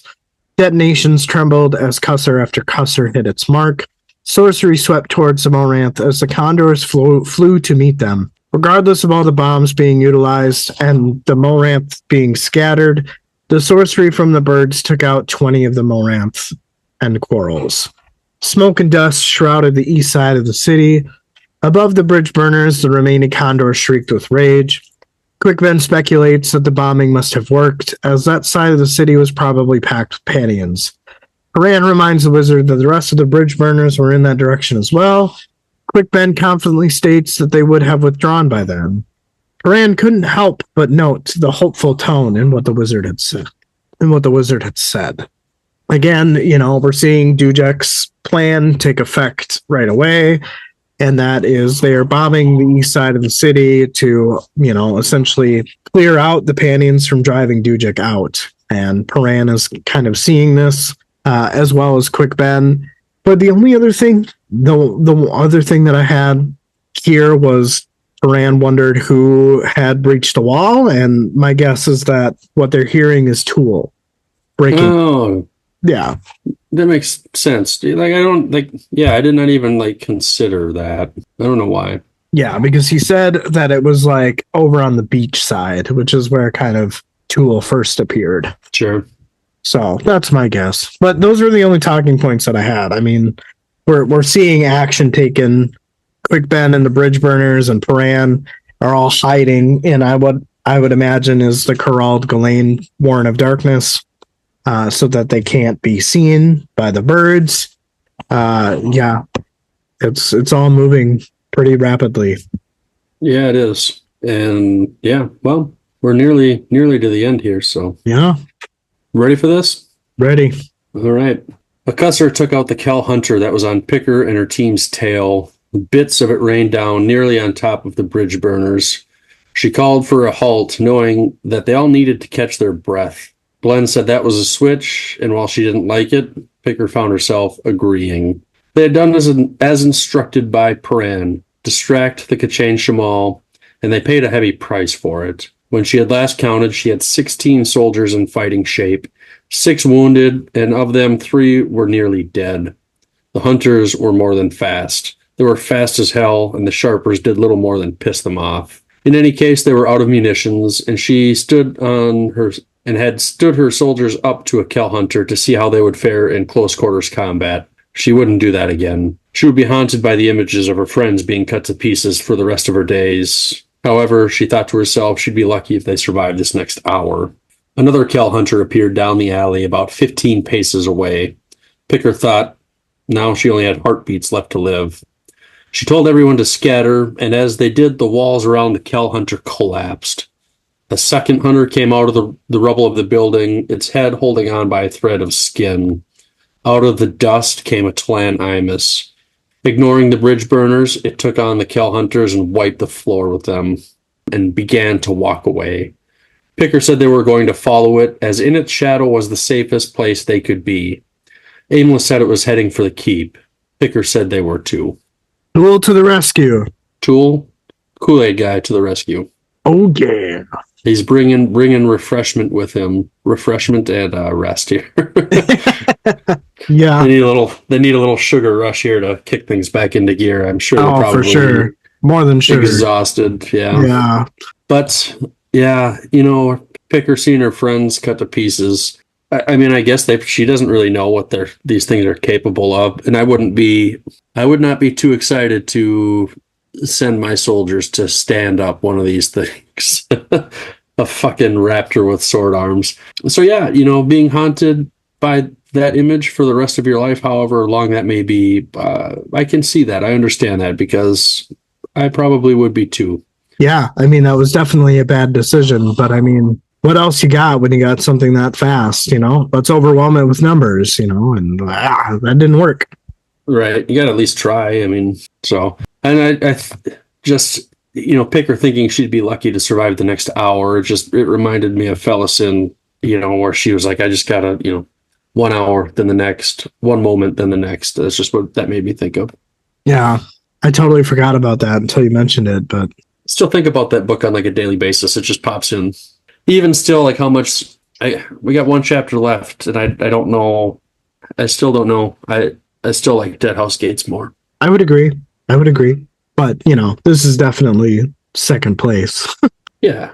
It's definitely not a bad book by any means. I'm enjoying it, but it just, again, unless the ending of this book just somehow is more heart-wrenching than Dead House Gates, I don't know how it's going to take that spot. Well, I mean, this next section is pretty heart-wrenching. So It is. But I mean, going back to the Dead House Gates thing, it's like a lot of the things that happen in this book accentuate a lot of the moments that happen in Dead House Gates, like the hold of the beasts that kind of gets answered. Yeah, there's just a lot of things that, tie into each other and just enhance. So Right. I would imagine at this point in Dead House Gates is, Coltane is marching to Aaron at that part. Yeah. I guess you're ready to take this next section on here, and we have some answers here. Mm-hmm. Yeah. Whiskey Jack's army slowly moved forward to form a line facing the killing field. Far on either flank was the Vargas.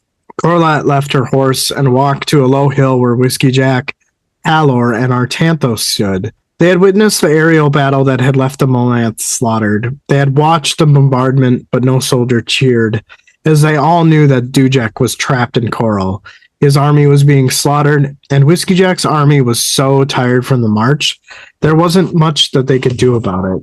Condors were following the Moranth back to the mountain entrenchments, where they ultimately faced Orphantal in his soul-taken form. She approached her companions, mentally preparing herself for her veer into her soul-taken form. When she reached the crest, she could see what the others were staring at.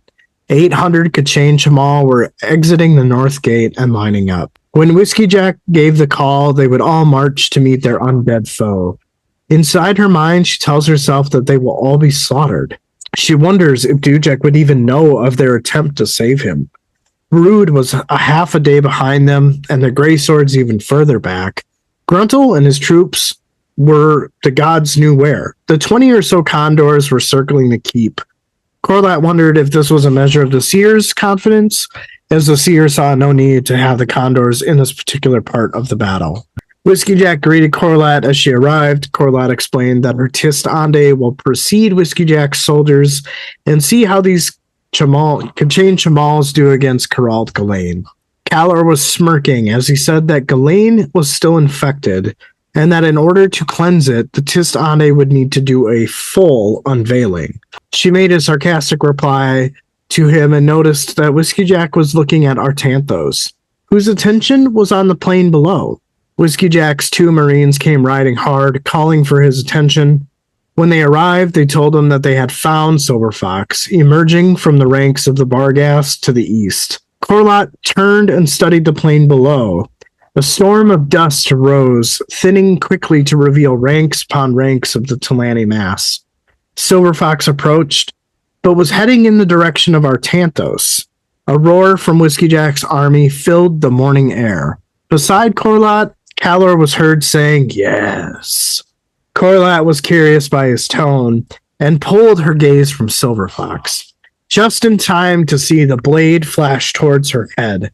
Pain exploded and she fell to the ground, her body thrashing violently. Her vision was blurry as she thought to herself, Warren, chaotic, Haller, skull, broken, dying. Her vision finally cleared, and from her perspective on the ground, she saw Calor strike at Silver Fox. Silver Fox stopped and screamed for her Talan eye to protect her, yet they didn't come. Calor closed in on Silver Fox, but Whiskey Jack intervened. There was a clash of swords. In frustration, Calor leapt back. Seeing his opportunity, Whiskey Jack took a duelist lunge. His knee buckled from the weight of the lunge. She watched the pain and recognition on his face as Caller plunged his sword into the commander's chest. Whiskey Jack died on that blade. Life was fading in his eyes as they met Corlat's. Caller freed his weapon, and 2 crossbow bolts struck him.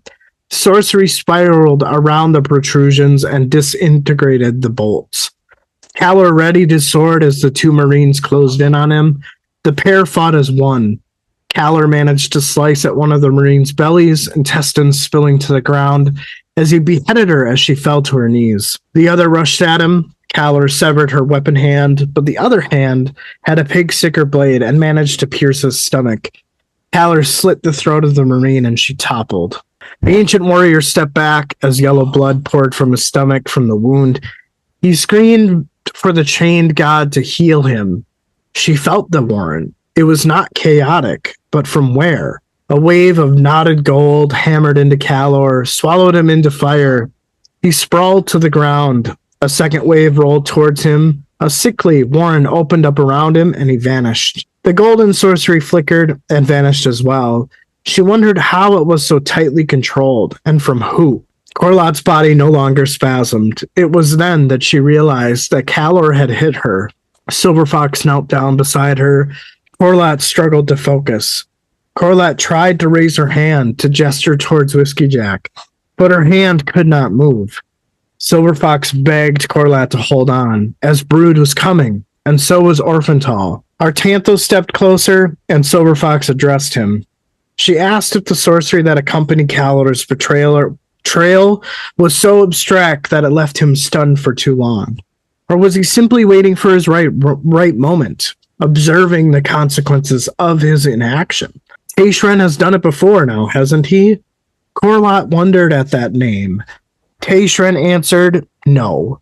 Taishren leaned over her. She could see that his face was split by the touch of chaos. She knew in her soul that he did not delay his response to Silver Fox.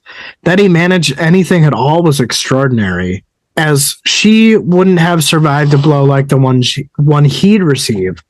She stared into his eyes and saw the layers of pain that still racked in his mind. Corlat started to explain to Silver Fox about Taishren when she interrupts him to explain that part of her that was Nightshill has known the man a long time. And she was coming to Corlat interrupts her and asks her to thank Taishren for Silver Fox's life. She said that Calor had surprised them all, and that they should have seen it coming. She could feel horse hooves drumming the earth. She thought to herself that these horses ride for death, unknowing of the reasons why, but death has already rode this hilltop. Her love was dead. She wondered if Hood was smiling, as Whiskey Jack was his now. She tells herself that her love is Whiskey Jack's. That was so fucking close. You got lucky. You got lucky, Justin. Why'd I get lucky? Caller tried to kill Silver Fox. Yeah, well, you get a pie. Yeah. You get a pie. And unless he pulls it off in this last chapter. No, I can't see that happening. No. He's not coming back. I don't think Calor's coming back. I know that we kind of talked about Whiskey Jack's army, just the whole thought of them being so exhausted. They know Dujek at this point is kind of trapped in Coral because they witnessed the Moranth getting slaughtered by the Condors, and just like the sense of desperation of the reality here, right? Like they're so fucking tired. They just can't do anything at the moment. Not really, no. Just Corlat and her observations here, and just this whole premise of the Kachain Chamal. And Whiskey Jack is like, well, we don't have a choice. That's our foe. We got to go down there and we got to fight him. Just to imagine the absolute slaughter that would have taken place had the Talan and Mass not shown up. Yeah, I can't imagine it would have been good. And then this other part where Calor's like, well, in order to clean the Warren, your Corralled Ghislaine Warren, you would need to do a full unveiling. But I get the feeling that this is something that Tustiande as a whole don't want to do because I get the feeling of like some deep dark secret, which totally makes sense. There's definitely this air of mystery about them that has yet to be unveiled. So I would imagine that they don't want to do that. They're going to look for other solutions first. I think I would agree. Just the storm of dust as the Talani mass emerging from the ground was just a really cool visual in my mind. You know, I can imagine like Kell hunters all lined up and then just like clouds of dust just kind of popping up in front of them. It was a cool visual for this. Yeah. Sorry, I mean, but yeah, it was very cool. And then, of course, when Kaller strikes Corlat, like just her body was thrashing violently, and just to imagine her body convulsing like that, it hit me hard. It really hit me hard. And then on top of that, just all of the things that she's thinking about in this particular moment, like what just happened? How do I help myself? What is Kaller's next move? Am I going to die? What about my injuries? And this was just a hard section to summarize. It was very hard. Because like from this moment on, it's just nothing but like heartbreak after heartbreak after heartbreak. And when you're looking at it with like a fine-tooth comb, you're like, oh God, it was tough. Yeah, it was. And then we get to Whiskey Jack and his goddamn fucking knee. Like he spent all this time with Brood, a high Denal healer, and he couldn't have got it fixed.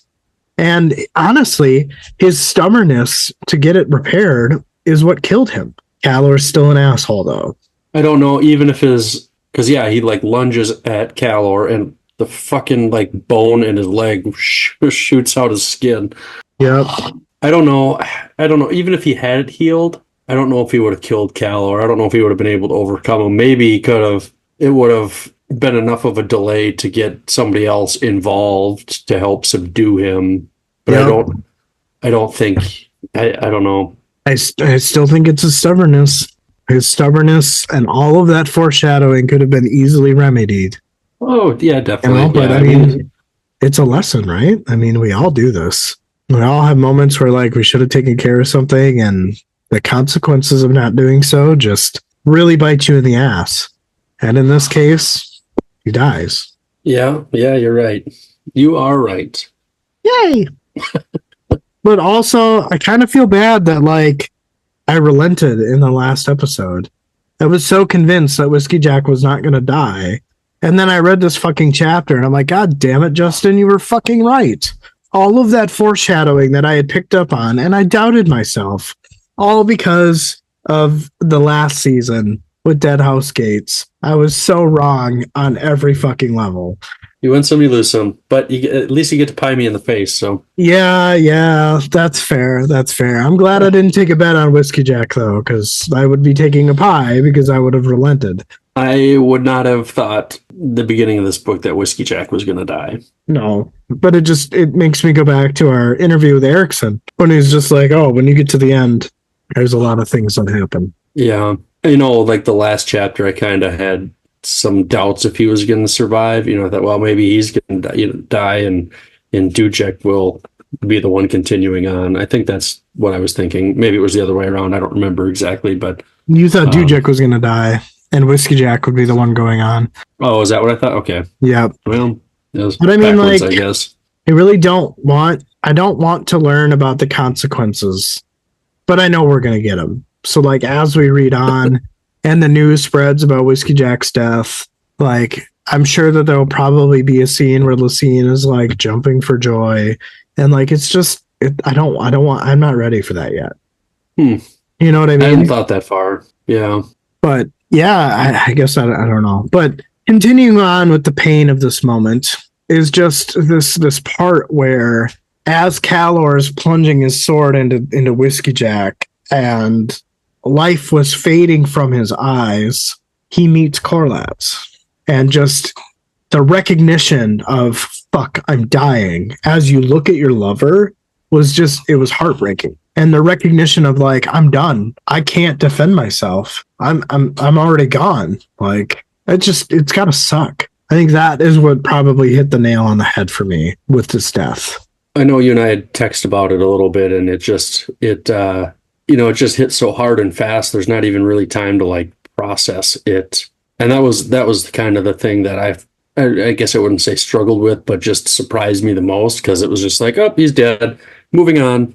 You know, Right. my jaw dropped when it happened, and there's not really any time given to it.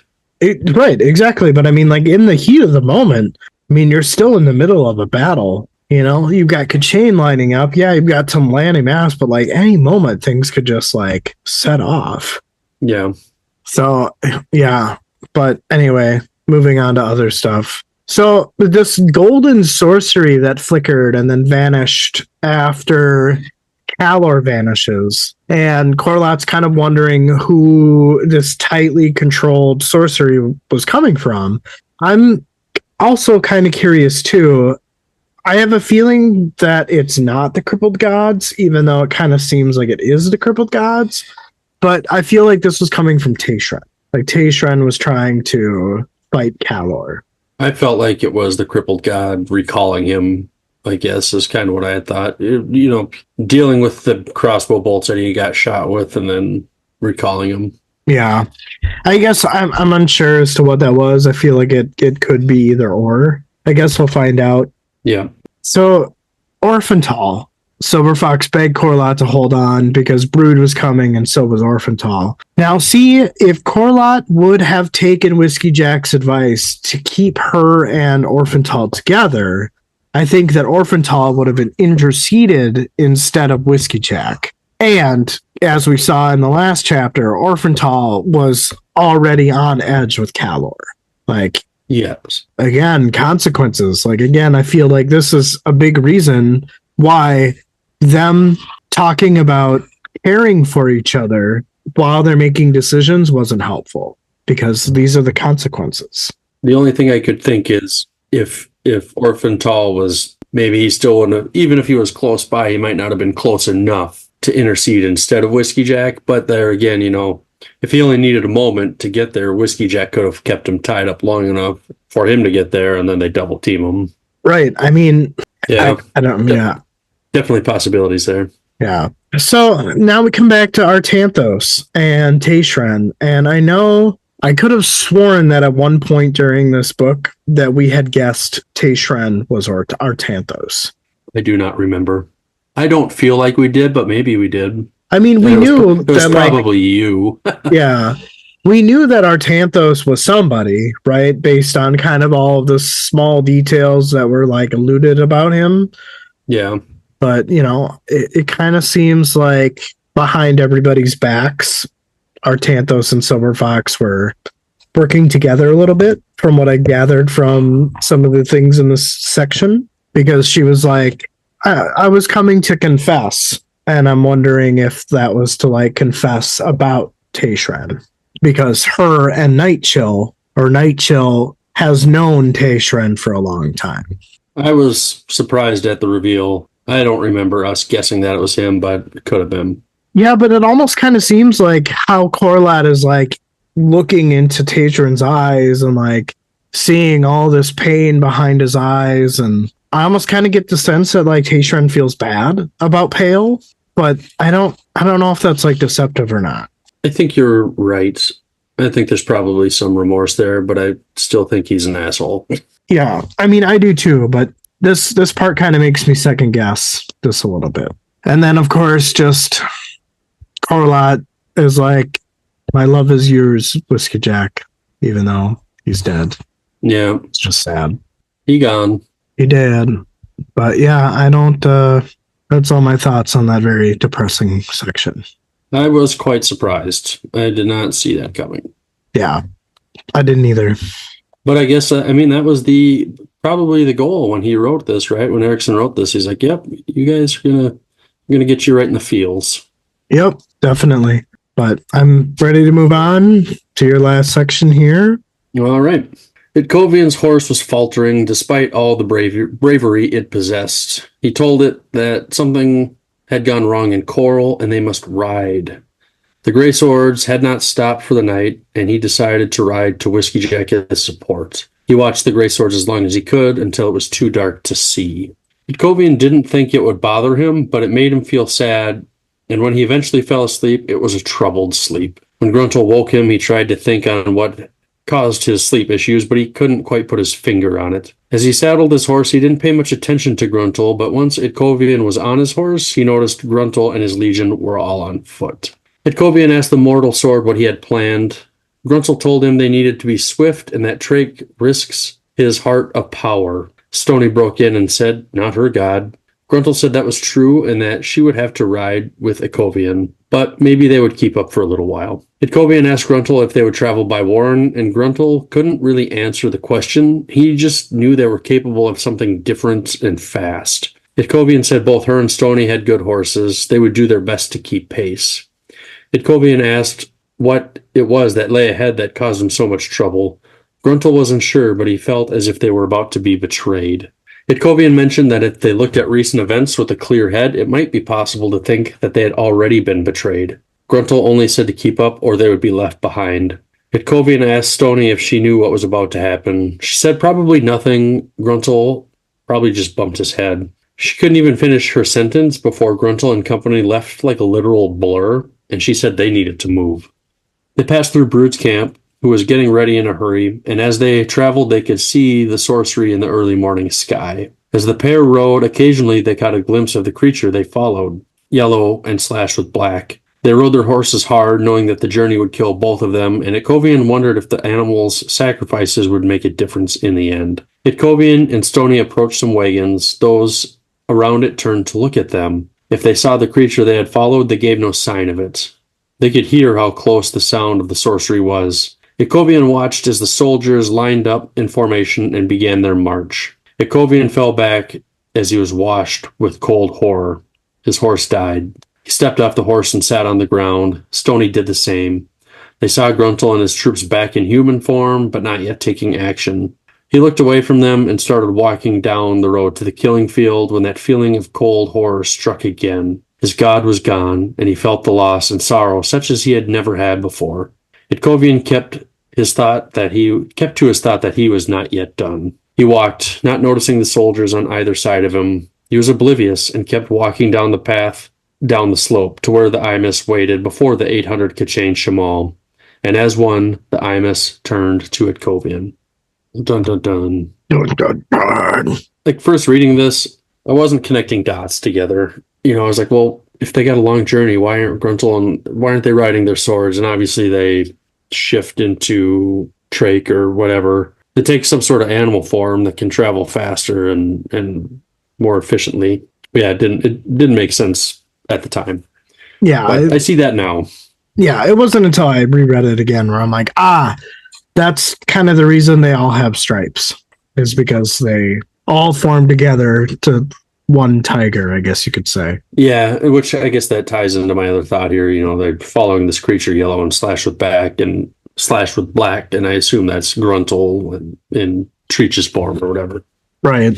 Yeah, I don't know if I really had a ton of thoughts or comments. I mean, like, again, Itkovian is seeing the Grey Swords kind of want to hightail it to Whiskey Jack's aid, and his sleep is troubled. So Gruntle wakes him up and says that, like, oh, well, I feel like we're about to be betrayed. And Itkovian's like, well, given everything that we've seen, we've probably been betrayed already, et cetera, et cetera.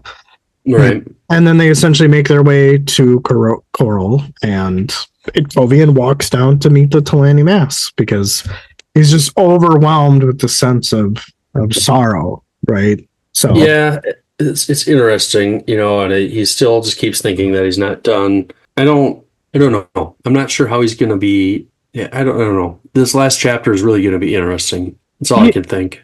Yeah, for sure. I mean, I was definitely, and I mean, we'll talk about it, but I feel like this section was it's a setup for the last. Yeah. It's a setup for the last. So I think maybe we read this and then we talk. Sure. Yeah, I didn't have anything else here on my section, so we can, bring it home here, wrap this up. All right. Warrens flared on the hilltop. Gruntle bellowed for his soldiers to take position on the slope. He stood motionless, fueled by the power of his god. The promise of murder, a predator's intent he had felt before when he was in Capistan. His vision was sharp, and he had his cutlasses in his hand. He watched as Orphantal stepped from his warren, Rude following behind him. He watched as Stony looked down upon 3 corpses. The warlord pushed past her, not even sparing a glance at the 3 bodies, to where a 4th body lay, near to where Gruntle was standing. A Tis-on a woman with 2 people crouched beside her. One whose soul still writhed in the grip of savage, chaotic sorcery, and the other was Silver Fox, tears streaming from her eyes. He saw Krupp, flanked by Hatan and Kafal. He seemed about to pass out, which was odd, as it didn't seem it would be from the grief, but rather from something else. Hatan caught the man as he fell unconscious, but the man Gruntle was looking for could not be found. He strode to the south slope to observe the positioning of his legions. Assembling below were the gray swords. Gruntle's gaze finally found a Kovian. He was walking towards the Talani mass.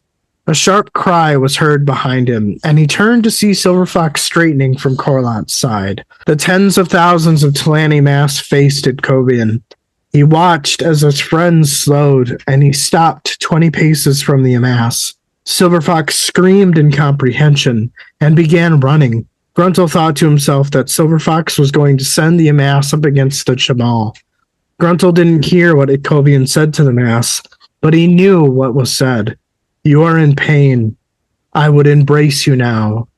Gruntle felt his god's horror, fighting to overwhelm his own. The Talani mass made their reply, falling to their knees, heads bowing. He thought to himself, Summoner. For now, it was too late. Okay, before we get to like the Ikovian stuff, the 3 corpses, sad face, our Whiskey Jack and the 2 Marines, the 4th Corlat. Do you think, because I'm still not sure Corlat is dead or alive. I'm leaning more that she's succumbed to the wounds. You think she's dead? Maybe, and I think that's maybe why Silver Fox is screaming. Maybe that might be. I thought she was screaming because of what was going on with the Talani mass. That could be too. But one more thing before we get there, or 2 more things. So Sure. Obviously, Gruntle is seeing Taishran and Silver Fox kind of huddled around Corlat. And he says one whose soul still writhed in the grip of savage, chaotic sorcery. So my guess is that Kalor struck Taishran as well. But it just seems like an odd way to describe it. And I know in that section, Corlat is like, oh, you took a blow that even I wouldn't survive. How is this possible? Because he's Taishran. Right. I mean, he is a high mage, but I'm just, I don't know. Again, they keep up the mystery with the whole Taishran stuff. Like, you think you know him based on Gardens of the Moon, but then you come to this part and you're like, okay, he seems to be remorseful. He seems to have survived like an attack by Kalor, and obviously the crippled god's gift, Kalor, of chaotic power, or a chaotic warren, or whatever you want to say. But yeah, I don't know. I want to figure it out, but I know I'll have to wait. You're going to start reading here in a little bit, so. Right. The last thing before we get to Silver Fox and kind of the Kovian is this whole part where like Krupp is about ready to pass out, and Gruntle kind of, deduces that it's not because of the grief, whether that's of the Amass's grief, or if that is because of Corlat. So maybe she did die. And he says, but rather something else. And I don't know. I kind of get the feeling that like Silver Fox has lost control of the Amass. You think they'd like rebel against her? I think because Itkovian did what Silver Fox wouldn't. Because as Gruntle points out, you were going to send them up against such a change them all. Whereas Itkovian took their grief. They took their grief of wanting to die. So I think in itself, and this kind of leads me to my last point, is if taking their grief essentially means like freeing their souls from their grief, does that mean that Itkovian now has powerful souls that he could give to Dragnapur? Kind of going along your theory as well. I don't know. But if the Amass are gone, who's going to fight the Kachin Jamal? Unless that's where Moonspawn comes in. Right. But even still, like 800's a lot for Moonspawn. But also, like, how does Itkovian taking the masses grief? I mean, again, does that mean that Silver Fox loses control over them? And does that mean that like Itkovian is somehow a part of like Tog and Fanderay? Like, are Itkovian and Tok lovers, or Itkovian and Balljag lovers? Like, that part confuses me. Like, I feel like Tok, Balljag, and Itkovian and Silver Fox are all like something for Tog and Fanderay. I'm having a thought. I wonder, like, Ikovian, he says, you're in pain, I would embrace you now. And it kind of trails off, right? Like, we don't get, I feel like maybe there's more to that sentence that we don't get. Yep. And I'm wondering maybe if he's like, I need you to help us with this fight. You got to take out the Chain Shimal. After that, I'll release you. You can, Right. Maybe find your rest. Yeah, Gruntle even says at the very last sentence of the chapter, Summoner, it's too late. So like that kind of makes me feel that like she's lost the amass. Yeah. Maybe they'll turn to Ikovian and they'll say, okay, we'll do this for you, but you have to do this for us after. Which is weird though, because like, why go through all of the preparation of building Silver Fox / Tattersail / Nightshell into what it is, just for them to lose the ability to control the amass? I mean, why would you do all of that work just for it to end up nothing? Consequences, like you said before, consequences of your actions. Maybe, but I mean, if this is really Nightshell, maybe this is part of the plan. Is like, maybe it was really just to get Nightshell back into the fold. I don't know. Man, she's an elder god. She doesn't need the amass. I mean, they seem like helpful tools. That's two. God damn, I'm on a roll. I don't think I'm going to get a third one in here before we're done. Probably not. But yeah, I just it just leaves off with such a fucking giant cliffhanger, and like I'm very excited that in just a very few minutes I will be able to read, because I'm finishing this book. I'm doing this chapter and the 2-page epilogue. So I will probably, depends when we go to the movie. I might try to read a little bit, but otherwise tomorrow I'm going to finish it. We're at the end, man. We're there. It only took us a little over a year, like a year and 2 weeks. Yes, which is fine. I know we had a few breaks in there, and we were working on another book too. So it's, it is what it is. I'm not worried about the time because I think we both enjoy doing this, and we want to keep doing it. So who cares how long it takes? Right, exactly. So it's only my impatience. I just want to keep reading. I feel you for sure. I get it. So let's talk about this now. I don't think we've talked about it too much. So we want. I guess I feel like this is probably more me. I want to do a live stream here, or attempt a live stream for this last chapter. We'll see how it goes. If we run into problems, it may just turn into like a record and like a live watch or something. But this next chapter is probably going to be pretty big. We've got a lot of people lined up to come on for it. We'll have to figure things out, like where we're going to place people to join us and that type of thing. So how many episodes do we have banked up right now? We have 21, 22, 23, 24. We've got 4 in the bank. I just released 20. That was with Graceless, right? That was with Graceless. That's up on Patreon, but not general release yet? No, general release. I got to get you the link sometime today. Oh, shit. I didn't even know it was up. Okay. So we've got if we release an episode every week, we've got about a month till we're out of episodes, right? Right. Which I think it would be smart to, if we're going to do a live stream, to not do that until after this episode comes out. Right. So we've got some time here to work. The first step's going to be obviously to read this last chapter, which we'll do here. It's probably going to take a little bit to summarize all of this. We can kind of build some time into this, I think. So we'll be okay. I think regardless of how we do it, how it works, we'll probably learn a lot. Yeah. So I don't think it'll be a bad thing in any case. So just know, I think it'll be fun. I hope it'll be fun. I hope it'll be fucking cool. I'm excited to wrap this book up. Maybe we'll see how much work it is to summarize all this, because I know our next plan is to read Blood Follows. Maybe we can even get into that a little bit, just to, again, depending on how much how much time this consumes and everything Right. with all that. But then, yeah, so we'll do Blood Follows and then House of Chains. Hell yeah. Well, I mean, I've got one more book left of Redwall, so maybe. Are you on that one now, or you have one more after the one you're reading? No, I'm on the last one. Oh, shit. Okay. Yeah, Yeah. dude, we definitely got to do that. Definitely. That'll be fun, too. Yeah, we'll kind of, as we seem to do, we'll figure it out. A lot of it's kind of flying by the seat of our pants, I think, sometimes, but that's okay. Yeah, the eyebrow raises there. Anything else you can think of, man? Oh, I'm looking forward to this conclusion or lack thereof. I'm sure that we'll get concluded on some of the many storylines that have been taking place within this book. But man, it's been a journey. I know that it took us a year to do it, but like it still feels like I started this yesterday.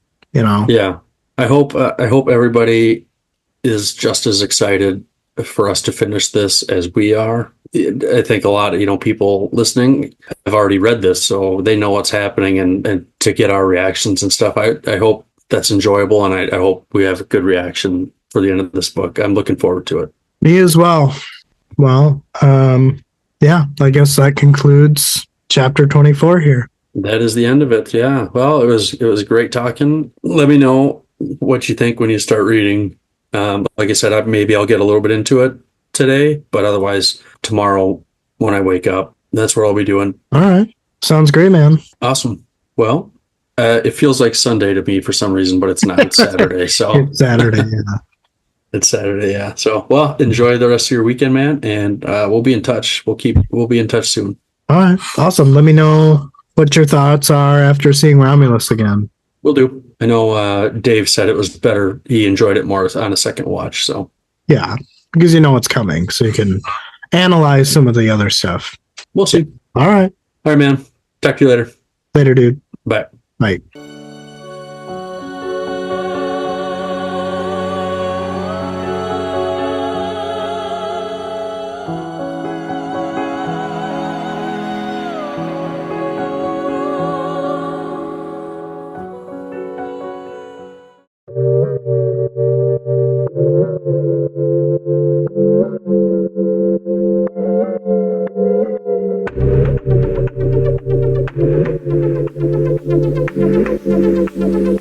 DMJ's Epic Quest.